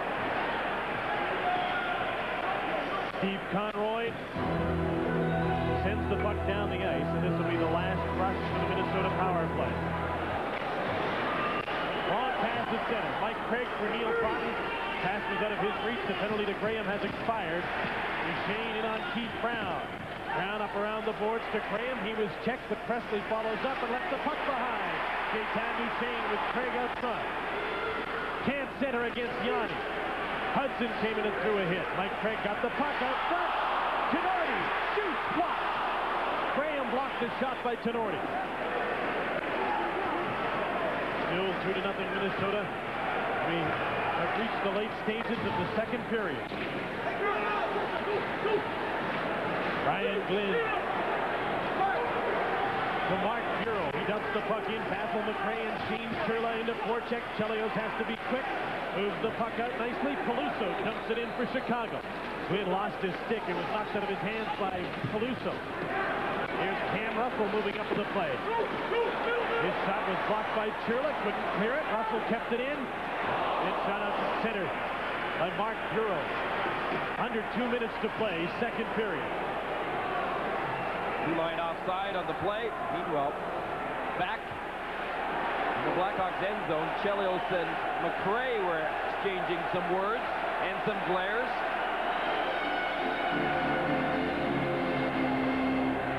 And I'm sure that's all they'll exchange. Because Chelios knows that he has to stay on the ice tonight for the Blackhawks. At least he better know that, with Doug Wilson out of the lineup. If this team is knocked out, once again, around the league, people will be saying, well, the regular season doesn't mean a thing. Why waste your energy trying to be first? Which I would think would lead more people to question the playoff format in itself. Should league or division leaders just simply play each other? We only have 2 rounds. Yeah, but then you'd get down to 4 teams in the playoffs. Wouldn't that be nice? Just like baseball? It would never happen. Well, maybe there is a way. Maybe the league could increase the schedule to 84 games to give those extra gates back to the owners.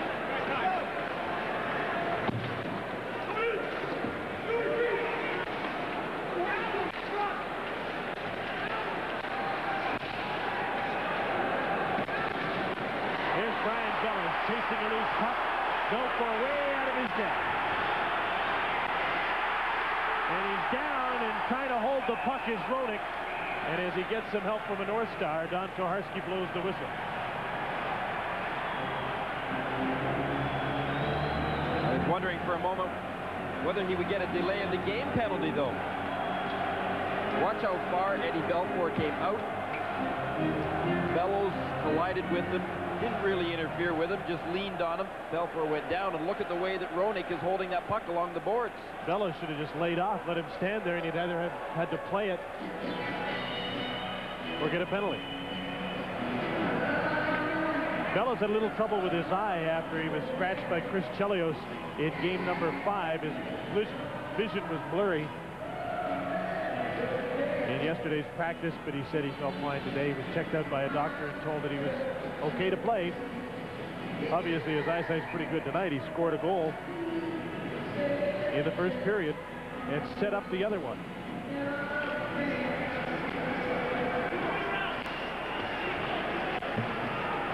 Troy Murray reached the last minute of play in the second period, dumping the puck into the inboards. Johnny keeps it in and couldn't control it.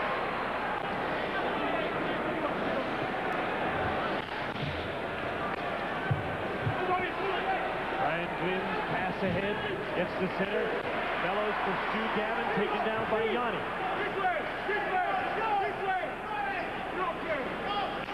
Keith Brown.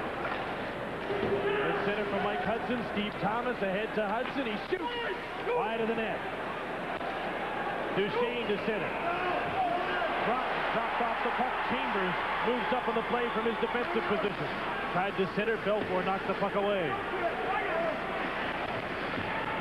Neil Broughton working against Chris Chelios. They hold the puck with just 2 seconds left in the second period. Face off deep. John Casey could come out of his net.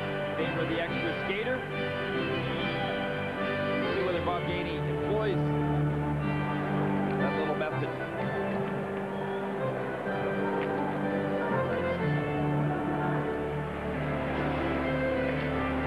Nope.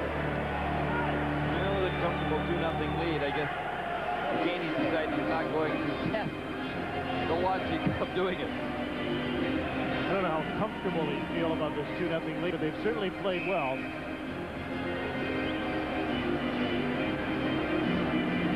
I've really been impressed in this series how well, and it may be a boring area to a lot of hockey fans, but how well the Minnesota North Stars have played between the 2 blue lines. Folks don't quite realize that a lot of games are won or lost there. Minnesota North Stars are now just 20 minutes of playing time away from eliminating the President's Trophy winner. The Chicago Blackhawks are on the ropes and could be knocked right out tonight. After 2, it's Minnesota 2, Chicago nothing. Here's John Wells. Jim, the Hawks power play still seems to be a bit of a problem. 0 for 14 now through 2 games and a couple of periods. While the Hawks outshot the North Stars in the second period here tonight. Nothing got by John Casey. He made a couple of big saves. Here's what's ahead in our intermission tonight. More action from Detroit and the Smythe Division update as well. The Stanley Cup playoffs on the NHL tonight. After 2, the North Stars lead the Hawks 2-0. The Stanley Cup playoffs continue on the NHL tonight. And after 2 in Bloomington, the Hawks are in big trouble as they trail the North Stars 2-0. Chicago Blackhawks facing elimination here tonight, as are other teams in the Campbell Conference this evening, including the St. Louis Blues. But the Blues are not going down easily. They have the lead. We'll send you back to Toronto now and catch it up with Jim Van Horn.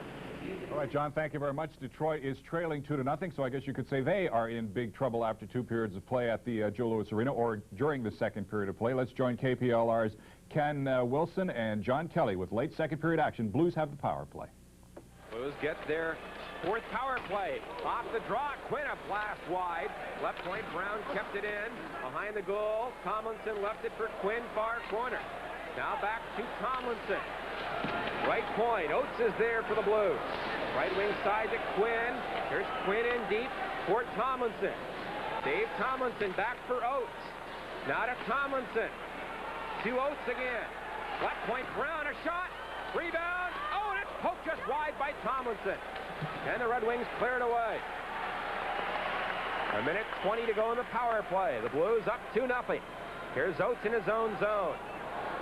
Oates carries to center for Brown across the line. Puts it in the far corner.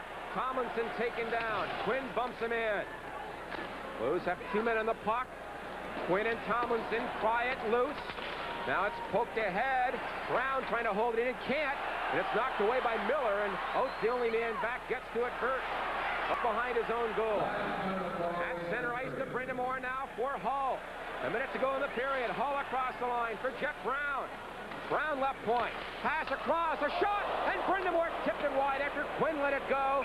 And the puck cleared away. Oh, Brindamore missed a wide open goal on a pretty pass from Dan Quinn. The Blues really moving the puck around well there on the power play. Brindamore just unable to direct it to the net. But some very good passing. Brown over to Quinn. He lets it go, and it comes back out, and Brindamore unable to get a stick on the puck.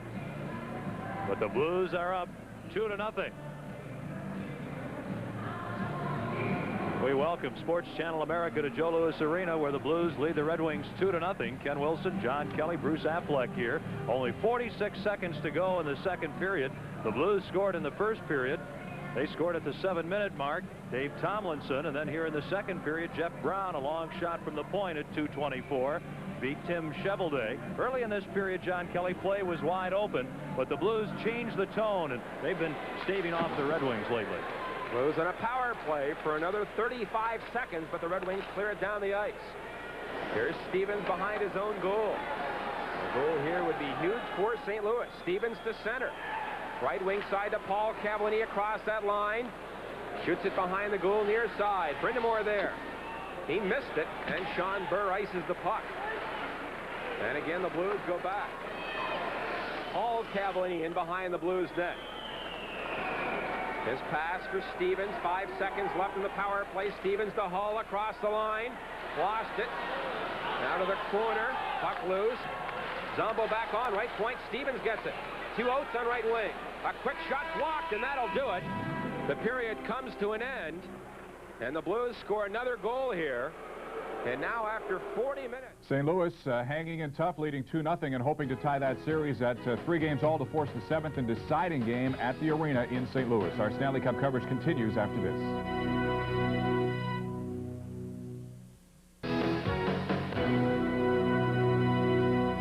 Welcome back to our TSN Control Center, everyone. I'm Jim Van Horn. Hope you are enjoying our Stanley Cup coverage. The Minnesota North Stars continuing to lead the Chicago Blackhawks. Elsewhere tonight in the Smythe Division, the Calgary Flames are fighting for their playoff lives in Edmonton. Midway through the first, Craig Simpson of the Oilers fights off defenseman Rick Natras and then beats Mike Vernon to the far side to give Edmonton a 1-0 lead over Calgary. Late in the first, big collision. Watch this. Natras lines up Craig Simpson. Both players were shaken up on the play, but not enough to keep them out of this game.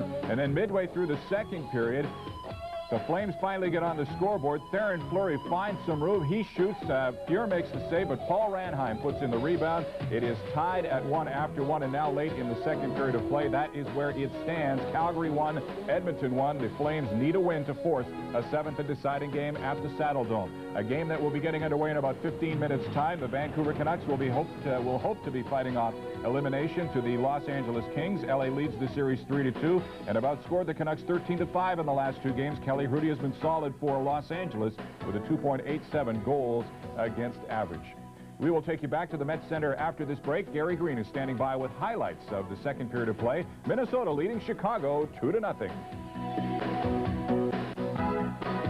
Final could decide it all if the North Stars can hang on to a 2-0 advantage. Here are the shots on goal second period, all even at 11. And after 2, the Stars have outshot the Hawks 24-20. Chicago desperate for a quick start to the third period in Minnesota tonight.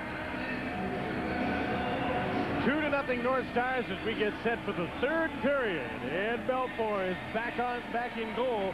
He has been busy in this playoff series. John Casey has now stretched his shutout sequence to 104 minutes and 58 seconds. Hasn't allowed a goal since the 15-minute mark of game number 4, and that was the only one that got in that game.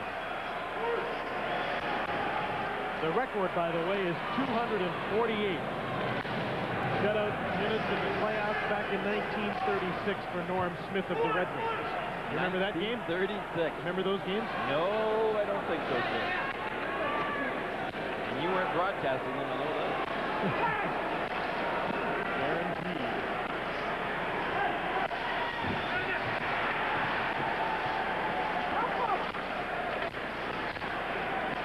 Steve Thomas down on the ice in behind the net for Dirk Craig. Mike Craig gave the puck away to Chelios. His shot was blocked. Craig gets a chance to move it out. Dumps the puck in. Heads for the bench for the change. Jim Johnson is back on the ice for the Minnesota North Stars. He didn't play much in the second period after limping to the bench, but he's returned here in the third. And is playing with Neil Wilkinson on the Star defense. Stu Gavin. Bobby Smith. Here's the North Stars breakout. In over the blue line. Manson got back and cut up to Bobby Smith so he couldn't pass the puck off. Here's the 3-on-2 for the Hawks. Presley over the blue line, offside. That really kills the team's momentum, and we've seen too much of that in this series, and especially for the Blackhawks. I'm almost getting tired of talking about it. You folks at home getting tired of hearing me talk about it? No discipline at carrying the puck into the offensive zone so often by the Blackhawks. Same could be said in the other series we've been watching about the Pittsburgh Penguins. Remember how many times they were offside early in the series, and then last night, faced with a similar situation to the Chicago Blackhawks, they mustered enough to beat the New Jersey Devils. So you come challenging right up through the offensive zone, you get to that blue line, and you go offside. Now guys go back to the bench, and they're nattering at each other whose fault it was. Talk about taking momentum away from you.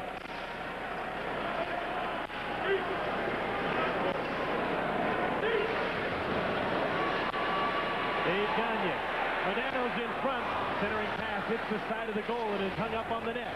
Knocked off, pop centered for Chambers. He moved in and couldn't get a shot away. Warren Reichel starts up. Turned back at center by Brian Glynn. Glynn with a pass ahead to Brian Pop. He turned and fired the puck through the neutral zone. Deep in the Chicago zone. It's an icing call against Minnesota. 2 minutes into the third period, with the Stars leading 2-0. So the real question in this third period is whether the Blackhawks have got the offensive power to be able to come out in the remaining 18 minutes and put it all together. We know Larmer and Roenick and Thomas in particular are capable of scoring. But can they do it here tonight on John Casey? Mike Keenan has defended so much on Larmer and Roenick all season long and shortened his bench early in games to give them extra ice time. Relied on Chelios and Wilson when he came back from injury so much. They lose out. It'll beg the question, did he shorten the bench too early too many times and wear out his star players?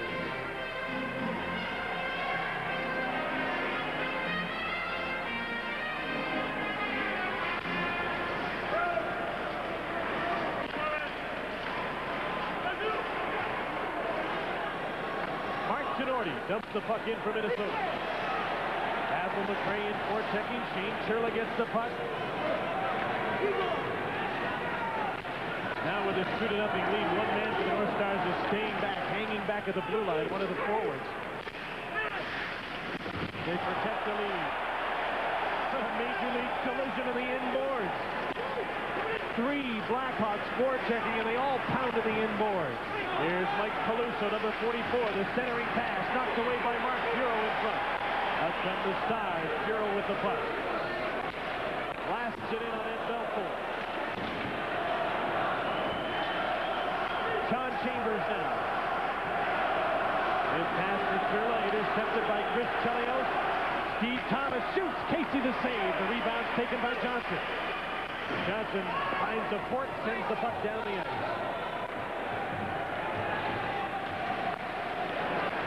Thomas on a Minnesota change, shoots, Casey makes the save. Hansen kept the puck in for Steve Thomas, centering pass to the point. Conroy's shot just wide. Moving up is Manson. Duchesne knocks the puck by him. It's a 2-on-1. Cotton and Craig. Mike Craig shoots, blocks, another shot wide. Conroy stayed in the middle, blocked one shot. Now takes the centering pass. Ahead to Steve Thomas. Warren Reichel on the right wing. Checked by Wilkinson. Thomas with a centering pass. Creighton's in to pick it up in the corner. In behind the net, Gaetan Duchesne. Almost 4 minutes into the third period. Minnesota 2, Chicago nothing. Pete Brown chases the loose puck.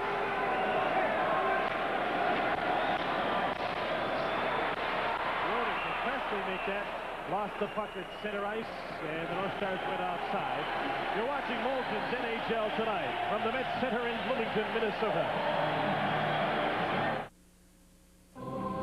Control of Flight 932, speed at your discretion. We couldn't call ourselves experts if we didn't have Brooks Propulsion System.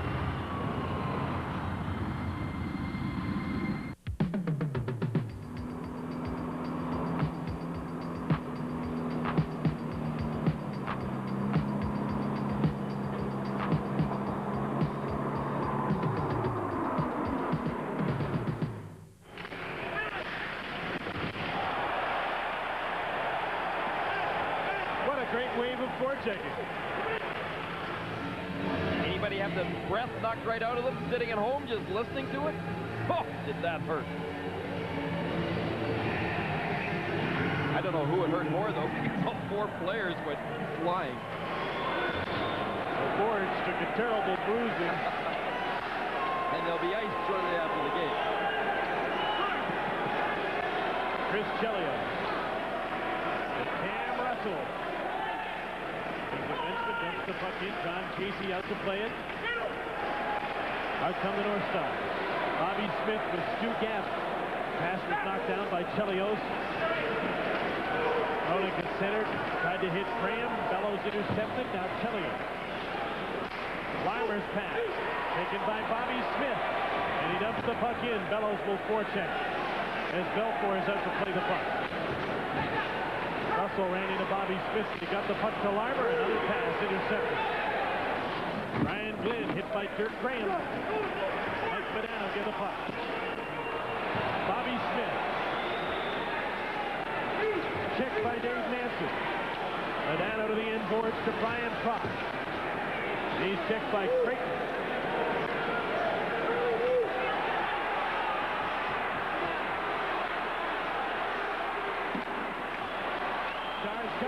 Tried to take it to the net. Medano couldn't get there. Still they have it. Mike Medano to Prop in front. He's knocked down. There'll be a penalty to Manson.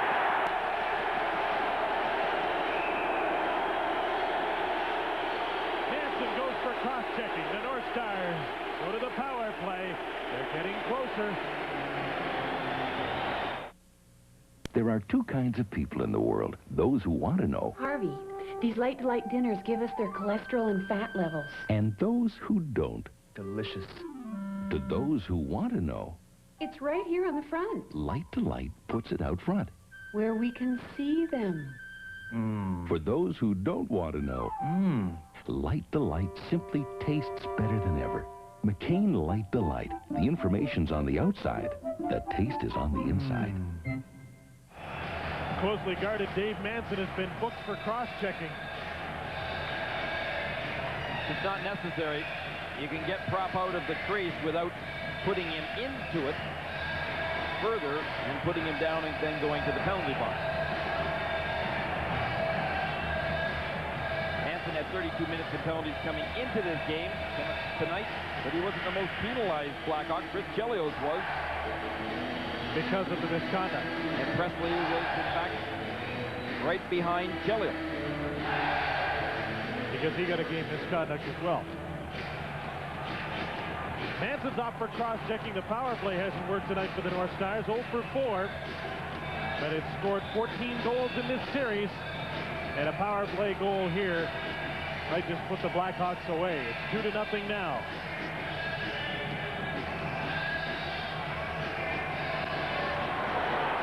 Bellows, Klopp, and Broughton.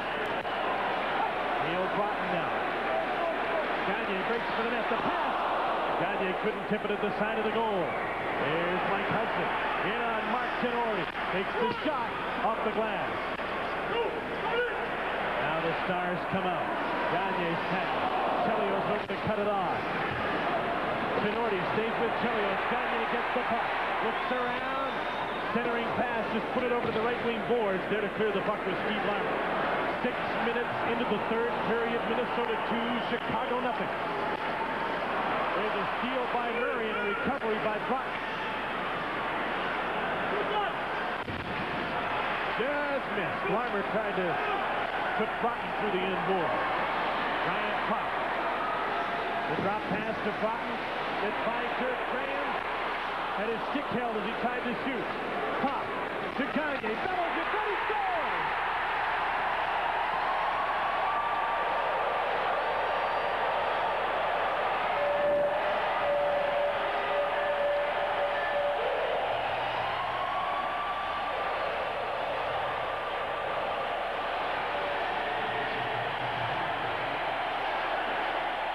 You said it, Jim. If the North Stars score, it just might put the Blackhawks away.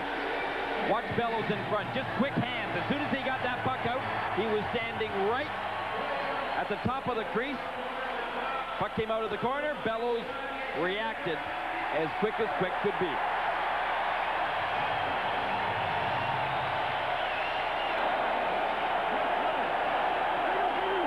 A record-tying 15th power play goal in a series for the Minnesota North Stars.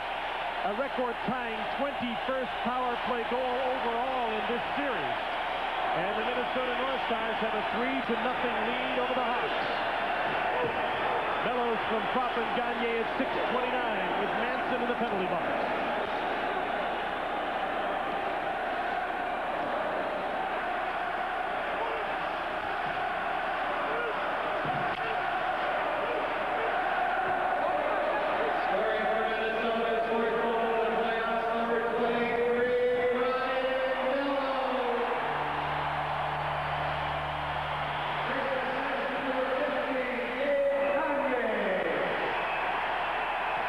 Over the course of the regular season, the average attendance here was 7,800. So it was pretty quiet on a lot of nights. They're making up for lost time. Steve Thomas has received a penalty now, and the Minnesota North Stars are going right back of the power play. This could cost Eddie Belfour a lot of money, Jim. You estimate that Belfour, who wanted about $1 million a season for the next 3 or 4 years, had to have a good playoff series. Now, I'm not placing the blame on Eddie Belfour. He hasn't played great, though. Neither has the team in front of him. He's more than likely going to get about $500,000 a year now, and over the next 4 years, that could cost Eddie Belfour as much as $2 million. Thomas getting the penalty, which just puts the Blackhawks deeper in the hole.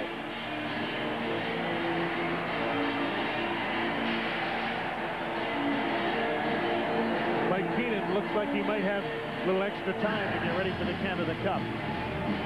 Mike Keenan brought this up after game number 1, so I want to make sure that people aren't thinking this is sour grapes. But Keenan said after game number 1, he said he really questioned as to his team now then going out all the way as they did to win the President's Trophy. He said, you know, you don't even get a trophy for winning the President's Trophy. And I think one of the writers from Chicago broke it on the fact they get about $67.50 a game for the prize money for winning the President's Trophy, equal to the top ticket price for one game for a Blackhawk playoff game. Keenan might have to learn the hard way that the Stanley Cup doesn't always mean winning the President's Trophy. Minnesota's on the power play. And there's a loose beach ball in front of Ed Belfour. Ryan Bellows to Dave Gagne in front. Pass didn't connect and Larmer cleared the puck. Fielding is wild. Banano to Bellows. Turn back. 8 minutes into the third period. 3-0 Minnesota. Bellows. Gagne. Basil McRae in front. Banano to the side of the net. Bellows back to Banano. Shot is blocked. Bellows gets to the puck. Passed it off. Kept in by Brian Glynn. Glynn again with a shot. Stopped by Belfour. Loose in front. Basil McRae goes after the puck. 30 seconds to go in the penalty. McRae at the side of the net. Bellows now. Couldn't center. Out come the Blackhawks. Short-handed for another half minute.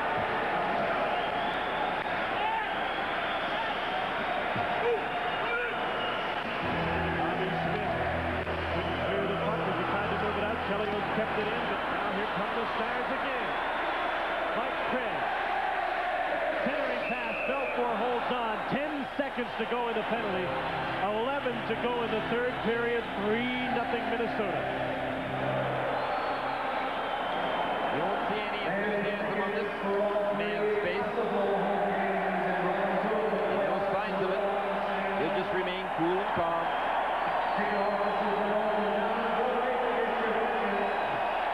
But if they can hang on to this win, what a great start for this franchise for another year. I don't know if Bob would like that. He just looked up and he saw the sign on the score clock in the middle that said, tickets for round 2 are on sale now. It brought a great cheer from the fans here. No, Bob Gainey wouldn't like that the least bit. I doubt whether Bob Clark would like that.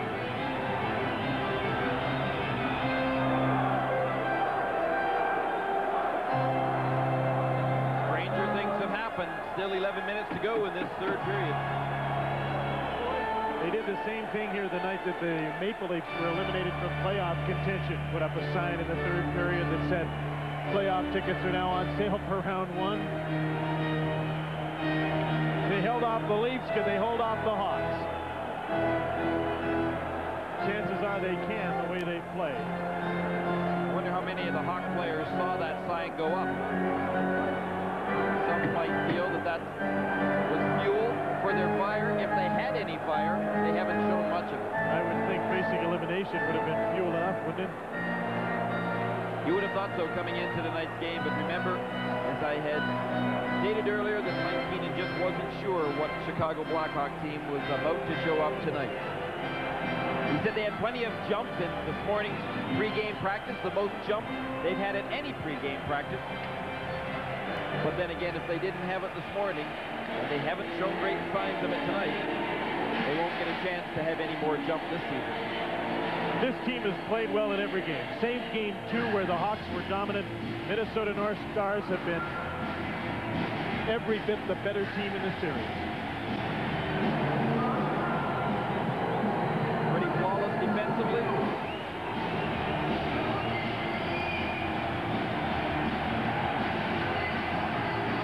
There's Bart just hanging around. He's still only half there.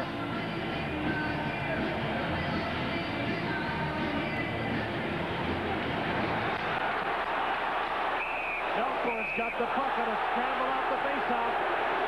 Bobby Smith was bumped by Troy Murray after the whistle went. Now 5 seconds left in the Steve Thomas minor penalty. And Smith then bumped Belfour, who in return gave him a chop.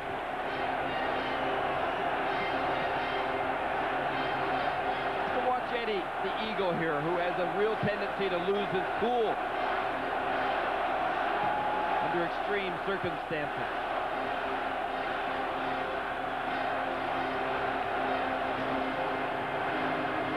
Pretty good hack on the legs of Bobby Smith.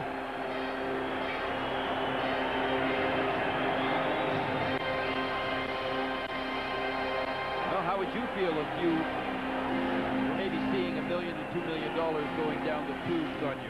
Oh.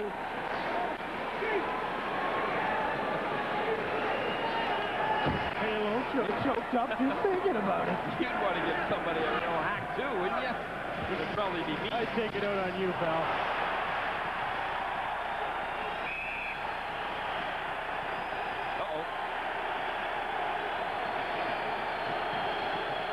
Blackhawks player down in the corner.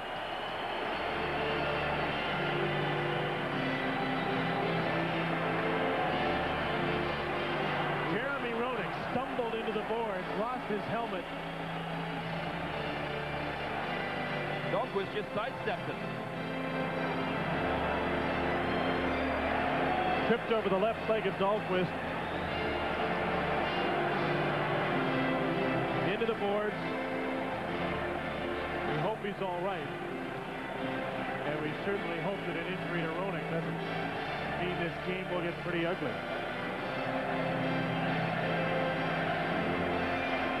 We'll be back to the Met Center in Bloomington after this word. Call this a hamburger. Call this a cheeseburger. Whoa! What's this? From now on, Canada, this will buy you one of our original juicy hamburgers.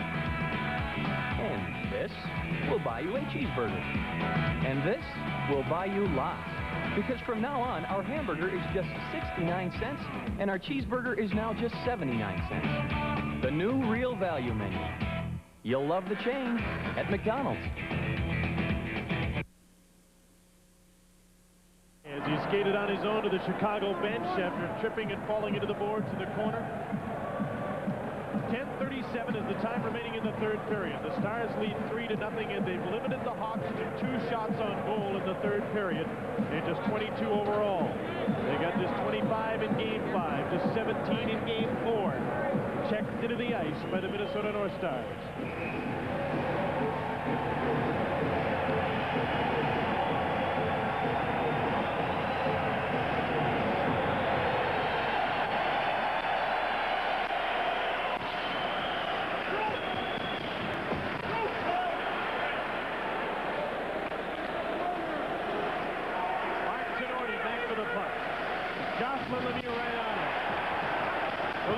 To throw a hit as well. Basil McRae took a bump from Paul Gillis as he sent the puck the length of the ice. Dave Manson's the first man back.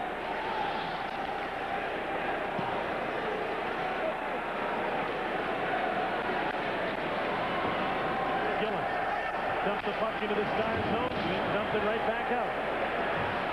Ryan Glynn jumps up in the play. The pass ahead to Bobby Smith. Whitman down. In front. Pass was blocked by Conroy. Smith again. Glynn shot. Hit the post. Good hard shot by Brian Glynn, and he hit the post. Now we're more than halfway through the third period. There's a penalty coming up against the North Stars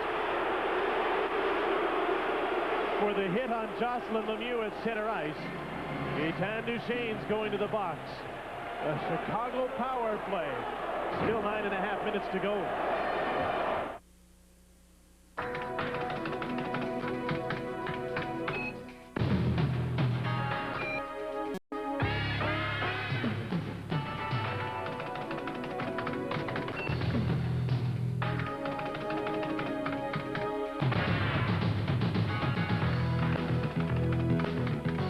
Testing 17 contenders, the Automobile Journalist Association of Canada voted to the Subaru Legacy Family Sedan of the Year again.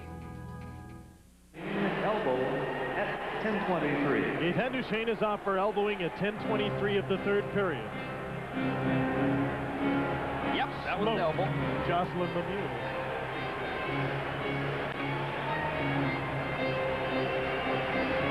Well, Peluso, Paul Gillis, Basil McRae, and interesting enough, the play was down in the Blackhawks end zone, and in fact, North Star shot the puck and went right off the crossbar or post. Well, all of that was happening way back at the North Star's blue line. That was Ryan Glynn that hit the post. Basil McRae invited to another fight.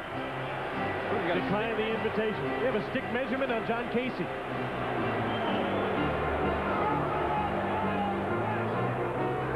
Interesting. The Blackhawks want a stick measurement. Now, if they're right, and this is an illegal stick, North Stars will be 2 men short. If they're wrong, the Blackhawks will be penalized and they'll be 5 aside. They must have had this in their bag of tricks for a while, waiting for the appropriate time to use it.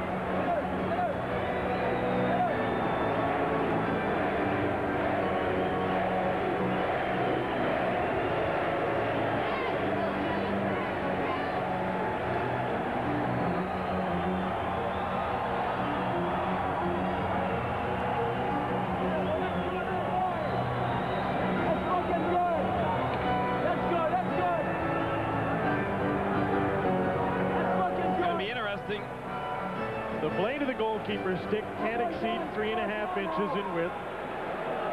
It is good. It is good. Except at the heel where it can be 4.5. That's Gaetan Duchesne that's yelling from the penalty box. It is good. It is good. I don't think, Gaetan, you're going to change Doug Koharski's mind whenever he comes up with a proper measurement. It's hard to tell which measurement they're taking. Come on, Don. I thought maybe they were taking the width of the shaft. Well, if that's the case, the length of that wide part of the stick can't be more than 26 inches. And again, that wide part can't be more than 3.5 inches in width. That's good. That's what they're checking.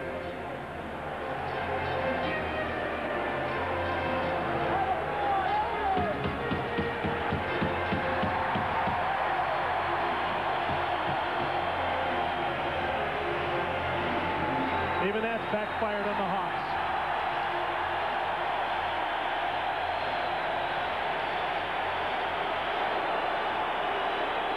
Just hasn't been their series. They thought it was their year to take a run at the Stanley Cup. Whoever their private eye was that told them that stick was illegal. Better fire them. Yeah.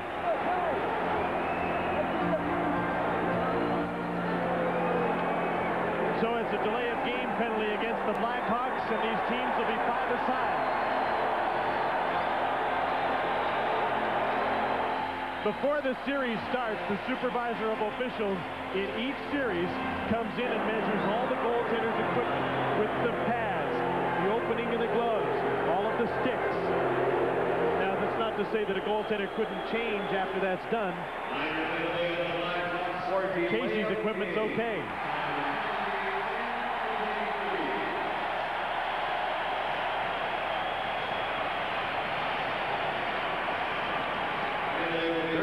Still arguing the point with Koharski. Gavin down there on behalf of the North Stars. Mike Keenan didn't have anything to lose, though, really. When you were down 3-0, time ticking away. But there's 9:37 left. 1 power play goal here, and it's a 2-goal game. There's still lots of time. But if you were pretty certain, and your power play hasn't exactly been great, then you might figure you have to have that extra advantage to get the extra guy off the ice. You have to be pretty certain that stick was illegal. I don't think you can leave any room for error. You better be completely certain, not just pretty certain.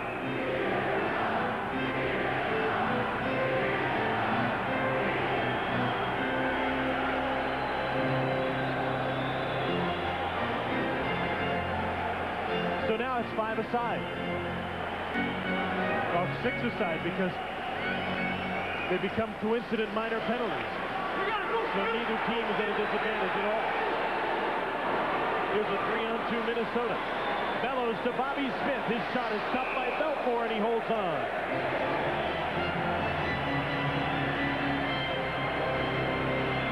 I quite honestly just think that Keenan has seen such little life offensively from his hockey club that he had to go to the extreme. And even that didn't work.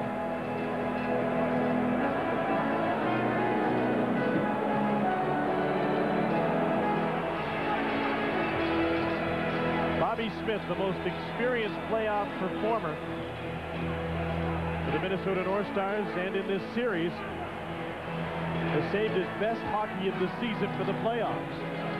Is particularly adept at winning faceoffs, and he'll take one now against Troy Murray with 9:25 left in the third period.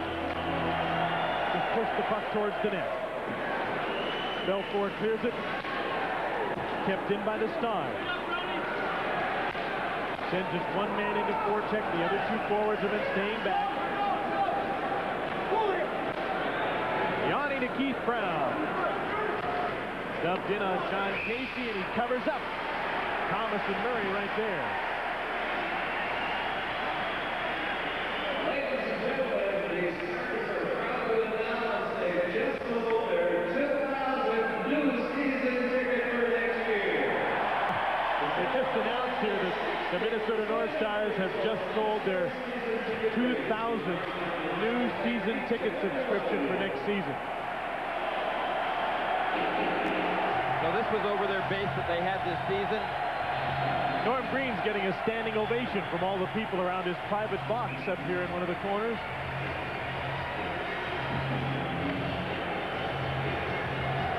Norm Green, in fact, returned the applause by standing up himself and giving the fans here a standing ovation.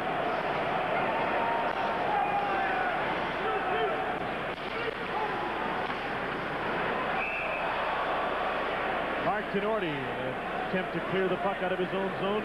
Backhanded it up in the air and out of play. Tenorti has not only been maybe the best player in this series, but he's really caught the eyes of people watching this series as a truly fine NHL defenseman. One of the best in the league, the way he's performed right now. This guy has liked him, that's for sure. Norm Green sees a lot of promise in this team.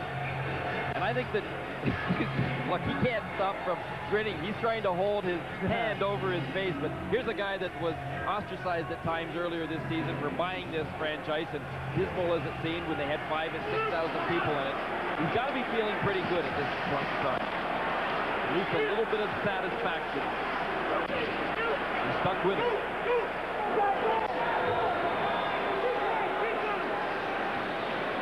8.5 minutes to go. 3-0 Minnesota. The Blackhawks, in a desperate attempt to score in this third period, have mustered 3 shots on goal. Now an icing call against the Blackhawks.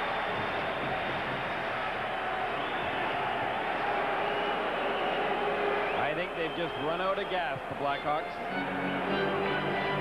You know, John Casey could have back-to-back shutouts here against the Blackhawks, and you think back to game number 4 here, when he knocked the only goal the Blackhawks got into the net. He could have tied a 80-year-old record with 3 consecutive playoff shutouts, but for that one miscue. Well, if he can hang on here for the next 8 minutes and 21 seconds, he'll get a crack at it in the next game the North Stars play, when round 2 starts. I exaggerated a little bit. It's not quite 80 years. Somewhere in the neighborhood of 60, though.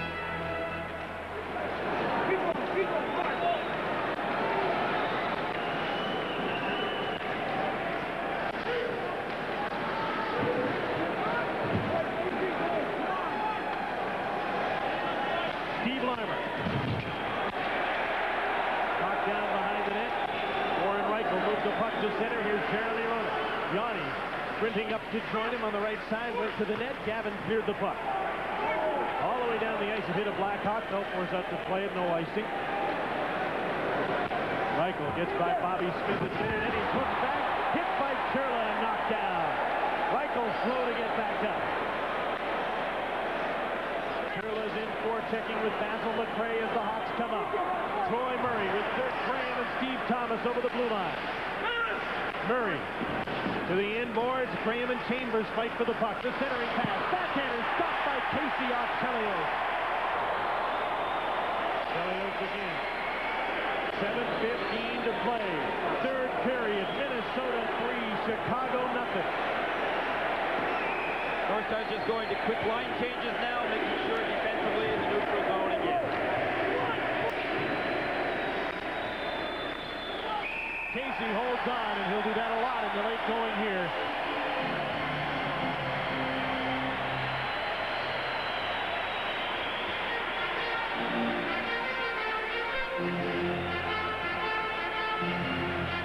More action tomorrow night. It's Game 7. The only remaining series in the Wales Conference, the New Jersey Devils and the Pittsburgh Penguins from the Igloo in Pittsburgh. 7:30 Eastern Time for a chance to go on and meet the Washington Capitals. Watch this hit on Reichel. Sherla came a long ways to line Reichel up, and Reichel, I think, had a big headache after that hit. He limped to the bench. You know, to add insult to the Chicago Blackhawks, for about the last 30 seconds, the North Stars just played with 4 skaters on the ice. They got mixed up in a change? And they never sent the 5th on the ice.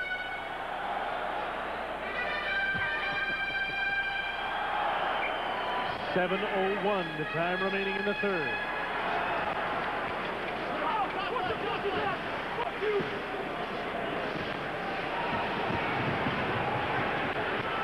Jocelyn, Lemieux, and Tenori.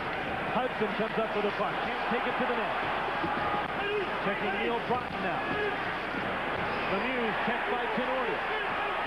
Neil Broughton came out of the scrum with the puck. And he skates to center with Basil McRae and Shane Churla. Peluso checked Churla. Chambers dumps the puck in. Basil McRae pinned to the boards by Conroy.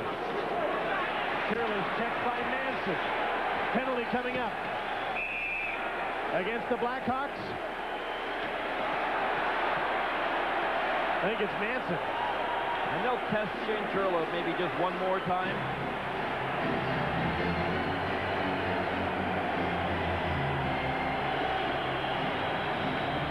Dave Manson's going again. Shane Churla isn't.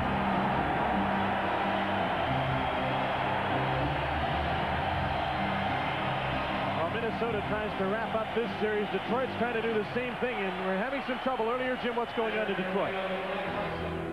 Well, I tell you what, it is not going to be wrapped up tonight because with less than a minute and a half to go, Dave Lowry breaks in alone on Tim Cheveldae. He scores his first of the playoffs to make 3-0. It is now final. The series is tied at 3-all, and they will play the 7th and deciding game Tuesday night in St. Louis.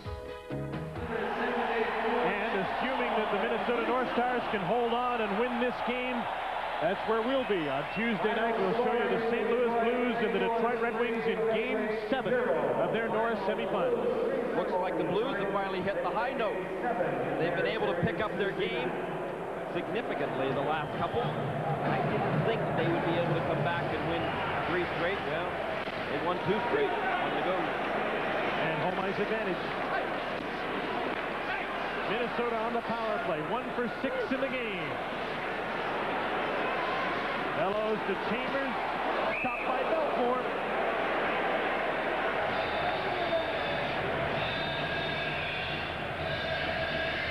Making it all look pretty easy. This defense for the North Stars have done exactly that. Looked easy, made it look easy. Tenority and Glenn, Johnson, Dahlquist, Wilkinson, and Chambers. You think many people across the country, if you ask them the names of those players and who they were and what team they played for, that they would come up with many of them? Pretty much a no-name defense. Yep. They might not be after this Stanley Cup playoffs.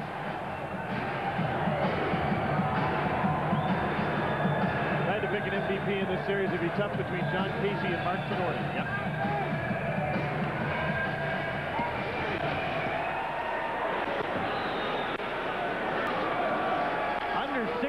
to go. 3-0 Stars. Minute and a half to go in the penalty. Dave Manson off for high sticking. Ryan Pop to Brian Glynn, and Pop gets the puck back. Glynn's pass that Chambers got right by him. Icing call against Minnesota. 5.5 minutes to go. Belfour was smart not to touch that.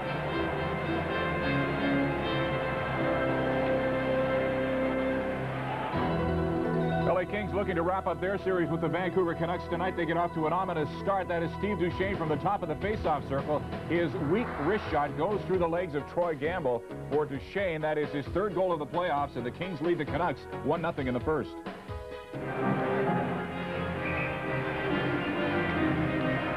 John Casey with his very legal stick in hand. And 5.5 minutes to go. The Stars leading 3-0. And on a power play for the 7th time in the game. And unbelievable. For the 54th time in this series, Minnesota's on the power play. They've scored 15 power play goals.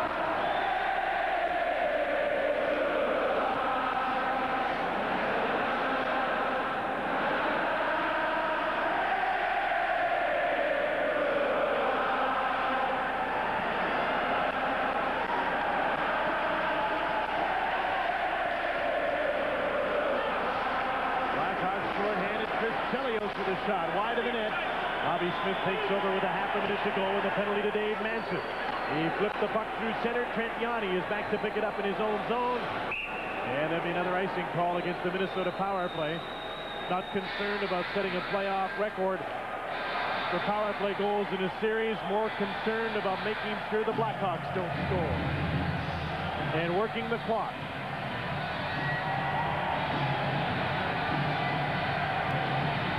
What a great crowd this has been all night. This building rocks. Even when there weren't many people in here. We came in for games when there were 6,000 or 7,000 people. But there was so many promotions going on. There was always a lot of fun things going on in the building. Great music, this sort of thing, giveaways. Might not have to use the giveaways as a gimmick anymore because the hockey is bringing people in now. But it's still a fun building to be in. It's very lively. Great rock and roll on the PA system. I was pretty amused when I came into the building tonight and fans outside were lined up waiting to get autographs. But it wasn't from the hockey players they were waiting for. It was for all the dancers in this building that have become pretty famous. I'll tell you, pretty good-looking dancers, too. I might line up myself for an autograph. Yeah, better clarify that. Certainly don't want to see you dancing in the intermissions here. Because you're going to be coaching the Winnipeg Jets, and you have to keep this profile of yours in order. You read that 5-cent cardboard down there?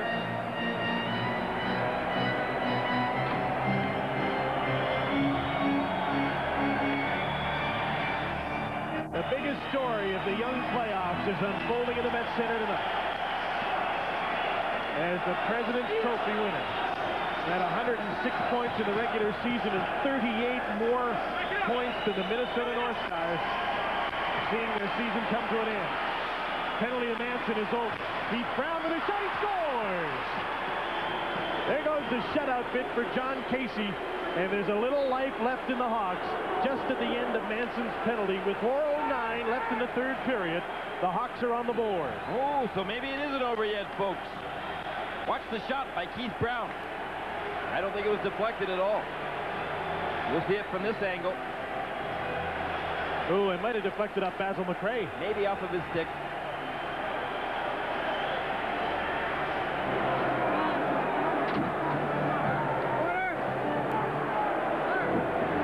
That's the first goal given up by John Casey since the 15-minute mark of game number 4. Chicago's first goal of the playoffs, number 4, Keith Brown. Keith Brown gets his first goal of the playoffs. 15:51. Steve Thomas with the only assist. It's 3-1 Minnesota. And there's a last gasp for the Chicago Blackhawks. Running out of time with 3:40 left. Cam Russell to Chris Chelios. Tipped in by Larmer. Chris Chelios keeps the puck into the right point. Larmer trying to center and can't. Ryan Glynn gets the puck to Bobby Smith, and out come the Minnesota North Stars. Gavin bumps Conroy and knocks him down at center. Another solid hit, and there's been so many from both sides in this game. Gaetan Duchesne tried to spin-a-rama, and it didn't work that time. Wayne Presley in traffic lost the puck. Conroy forced outside the blue line. Under 3 minutes to go in the third period. Less than 3 minutes to go before the Minnesota North Stars' stunning upset of the Blackhawks is complete.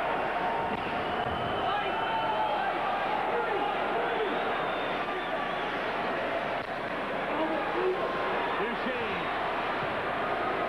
to the inboards. Manson is there. That's intercepted. Gaetan Duchesne shot. Belfour stopped that.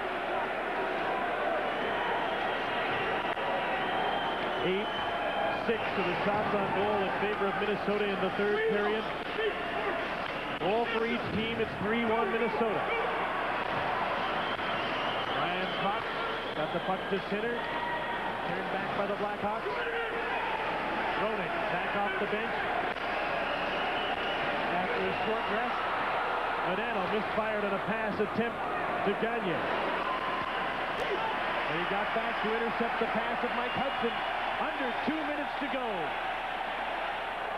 Crawford is shot. Belfour way out of the net made the save. They're looking for Belfour to come to the bench, and will the Hawks bother? Roenick. Fans are on their feet with 1.5 minutes to go. 3-1 Minnesota. Chelios had rushed in, and so that point was left wide open, and the puck went back to it. The Hawks couldn't keep it into the zone.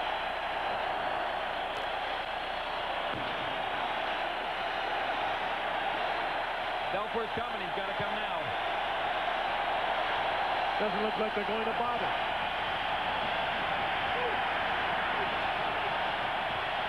15,274 here tonight. They're on their feet. There he comes. Belfour's out for the extra attacker. An open net. Bellows backhander doesn't get there.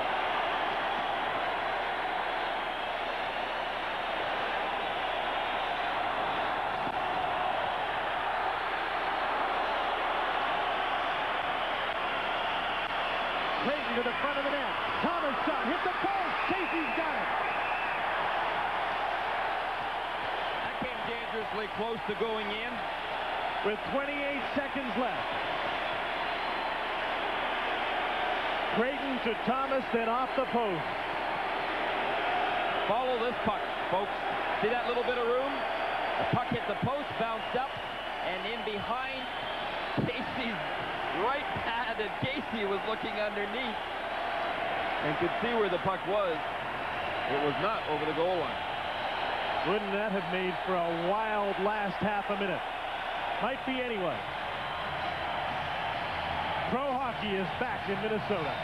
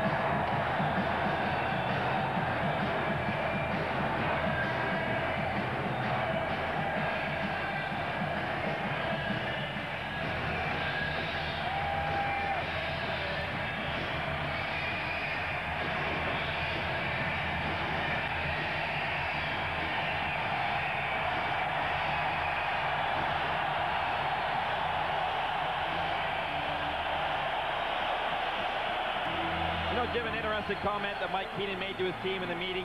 He said for them, win or lose in tonight, keep things into perspective. It's only a hockey game.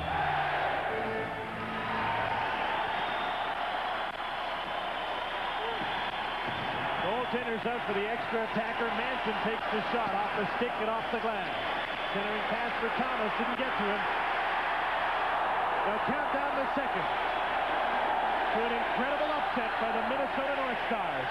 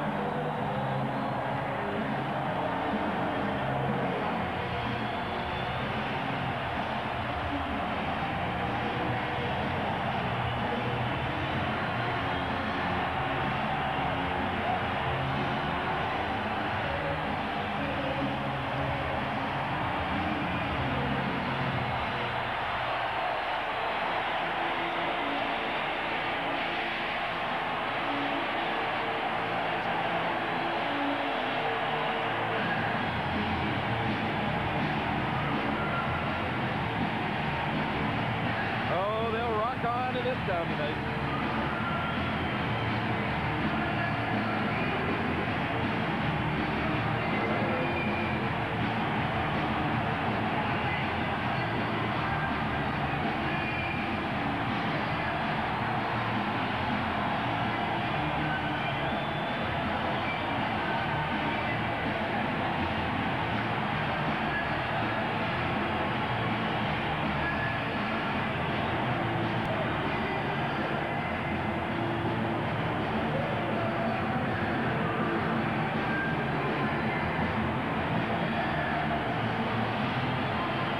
USA teammates Mike Modano, Jeremy Roenick in an embrace.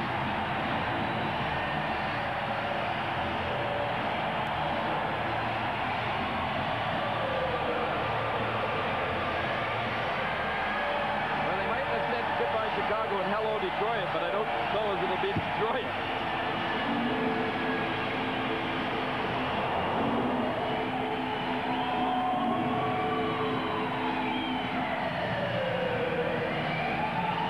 Something spine-tingling, extra exciting about being in a building when the home team wraps up a series like this, especially when it's such a stunning upset. North Stars have defeated the Blackhawks. Hi, I'm Tim Paulson, Vice President of Hair Club for Men. And of course, I'm also a client. Like these men, I called Hair Club's toll-free number requesting their informative booklet about thinning hair. Probably the best call I ever made. Inside is everything you need to know about hair replacement, including a complete objective bibliography. You'll learn about weaves, transplants, and misconceptions of minoxidil, as well as Hair Club's non-surgical strand-by-strand system. Even when I run my fingers through Sean's hair, it still feels natural, like his own. Even when the hair blows around. It looks very natural. Even when wet, Gerard's hair still looks like it's all his own. Remember, if you want more facts, free and without obligation, you can call this toll-free number for your booklet. No salesman will call you. Consultations are free. Don't forget, we stand behind it. And remember, I'm not only the Hair Club president, but I'm also a client. Ford and Mercury dealers are taking care of business with low 8.9% financing on Escort, Ford Taurus, Mercury Sable, Ranger, F-Series, Mercury Tracer, Thunderbird, Cougar, Aerostar, Ford Tempo, Mercury Topaz, and more. We're not only taking care of business, we're also taking care of you. Here now, the Molson Cup 3 stars in Minnesota tonight. Not surprisingly, they are all North Stars. The #1 star goaltender, John Casey, for 33 saves. He just missed his second straight shutout. the second star. Left winger Brian Bellows has 3 points this night, 2 goals and 1 assist. And the third star, defenseman Mark Tenorti, solid all series and solid once more in the Stars' victory tonight. Recapping the Stars in Minnesota once more. John Casey is number 1. Brian Bellows, number 2. Mark Tenorti, number 3. As the North Stars move on with a 3-1 victory over the Chicago Blackhawks, we'll send you back to Toronto.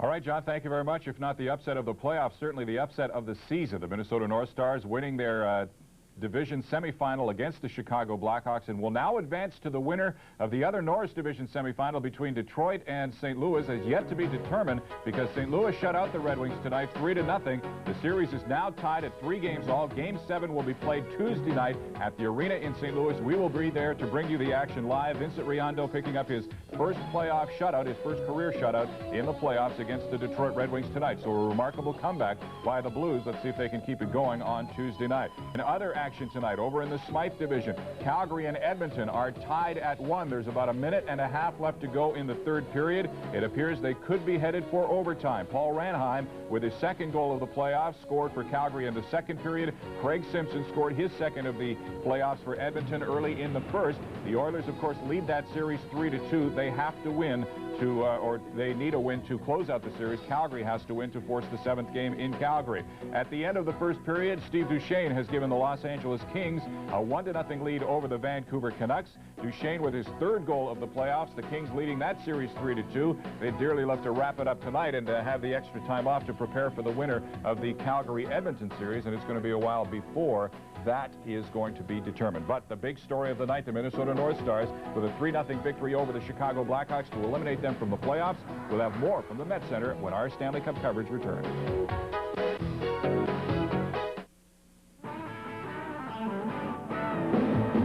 Welcome to the 90s. Your time is here right now.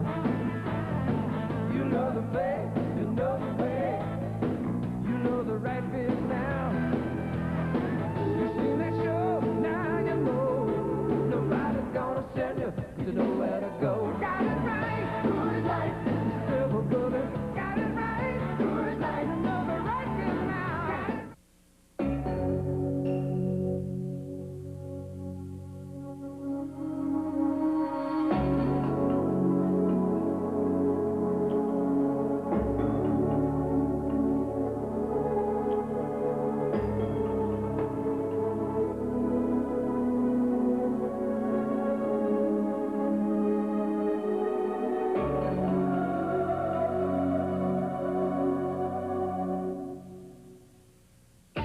Saturday, the Montreal Machine travel across the Atlantic to take on the London Monarchs in WLAF action. Then it's a thoroughbred doubleheader. TSA has coverage of the Arkansas Derby and the Ashland Stakes. The action continues with highlights of the Major Indoor Lacrosse League Championship game, World League of American Football, thoroughbred racing, and World Championship Lacrosse, Saturday on TSN. Tonight's TSN turning point for Apple Auto Glass. It comes in the second period in Minnesota. Bobby Smith comes up with a puck behind the net. Pass out from the side. Brian Bellows is there. One shot doesn't make it, but the second one does. As Bellows beats Balfour, the Stars lead 2-0, and that is all they would really need. A cash donation to the Coaching Association of Canada for the training and development of coaches in amateur sport will be made on behalf of TSN and Apple Auto Glass. Saves you money on stone chip windshield repairs. To wrap up the series from their viewpoint, Jim and Gary.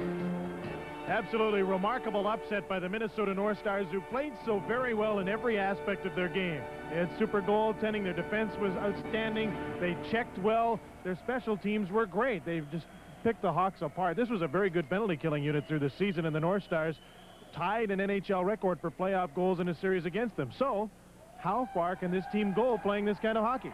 It could go a long ways, and interesting enough that when it was ticking down to the last games in the battle for the President's Trophy and first place overall in the Norris Division, a lot of the Minnesota North Stars wanted the St. Louis Blues to win. because they felt that they could check Adam Oates and Brett Hull and beat the St. Louis Blues. They felt the Chicago Blackhawks had a little bit more depth and it would be more difficult. Well, they may well just get their opportunity now to play the St. Louis Blues, and they could beat them, Jim.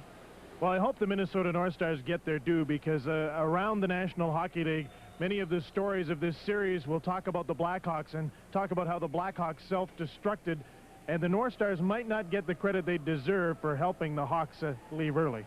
Well, there's no question, I think, in anybody's mind that the Blackhawks blew up, but I think it was the Minnesota North Stars that stuck the dynamite in and then lit it, because the Minnesota North Stars played perfect playoff hockey. And they also played the way that Bob Gainey knew how to play so well.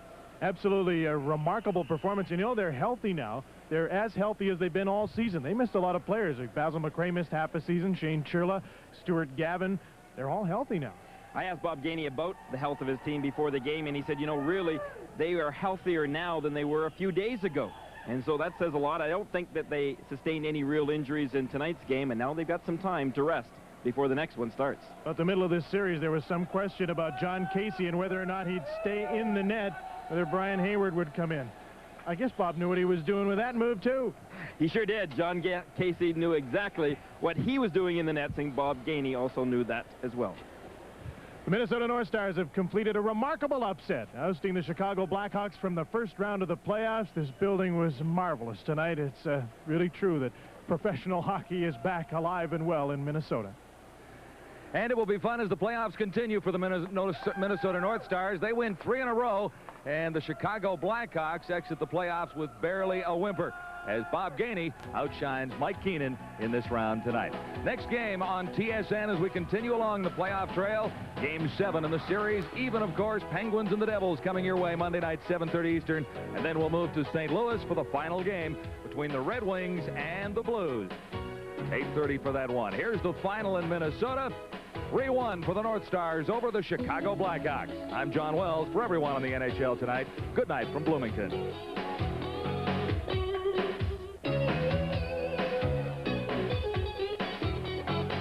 Molson NHL Tonight on TSN. The Stanley Cup Playoffs. Brought to you by Molson Canadian. What beer's all about.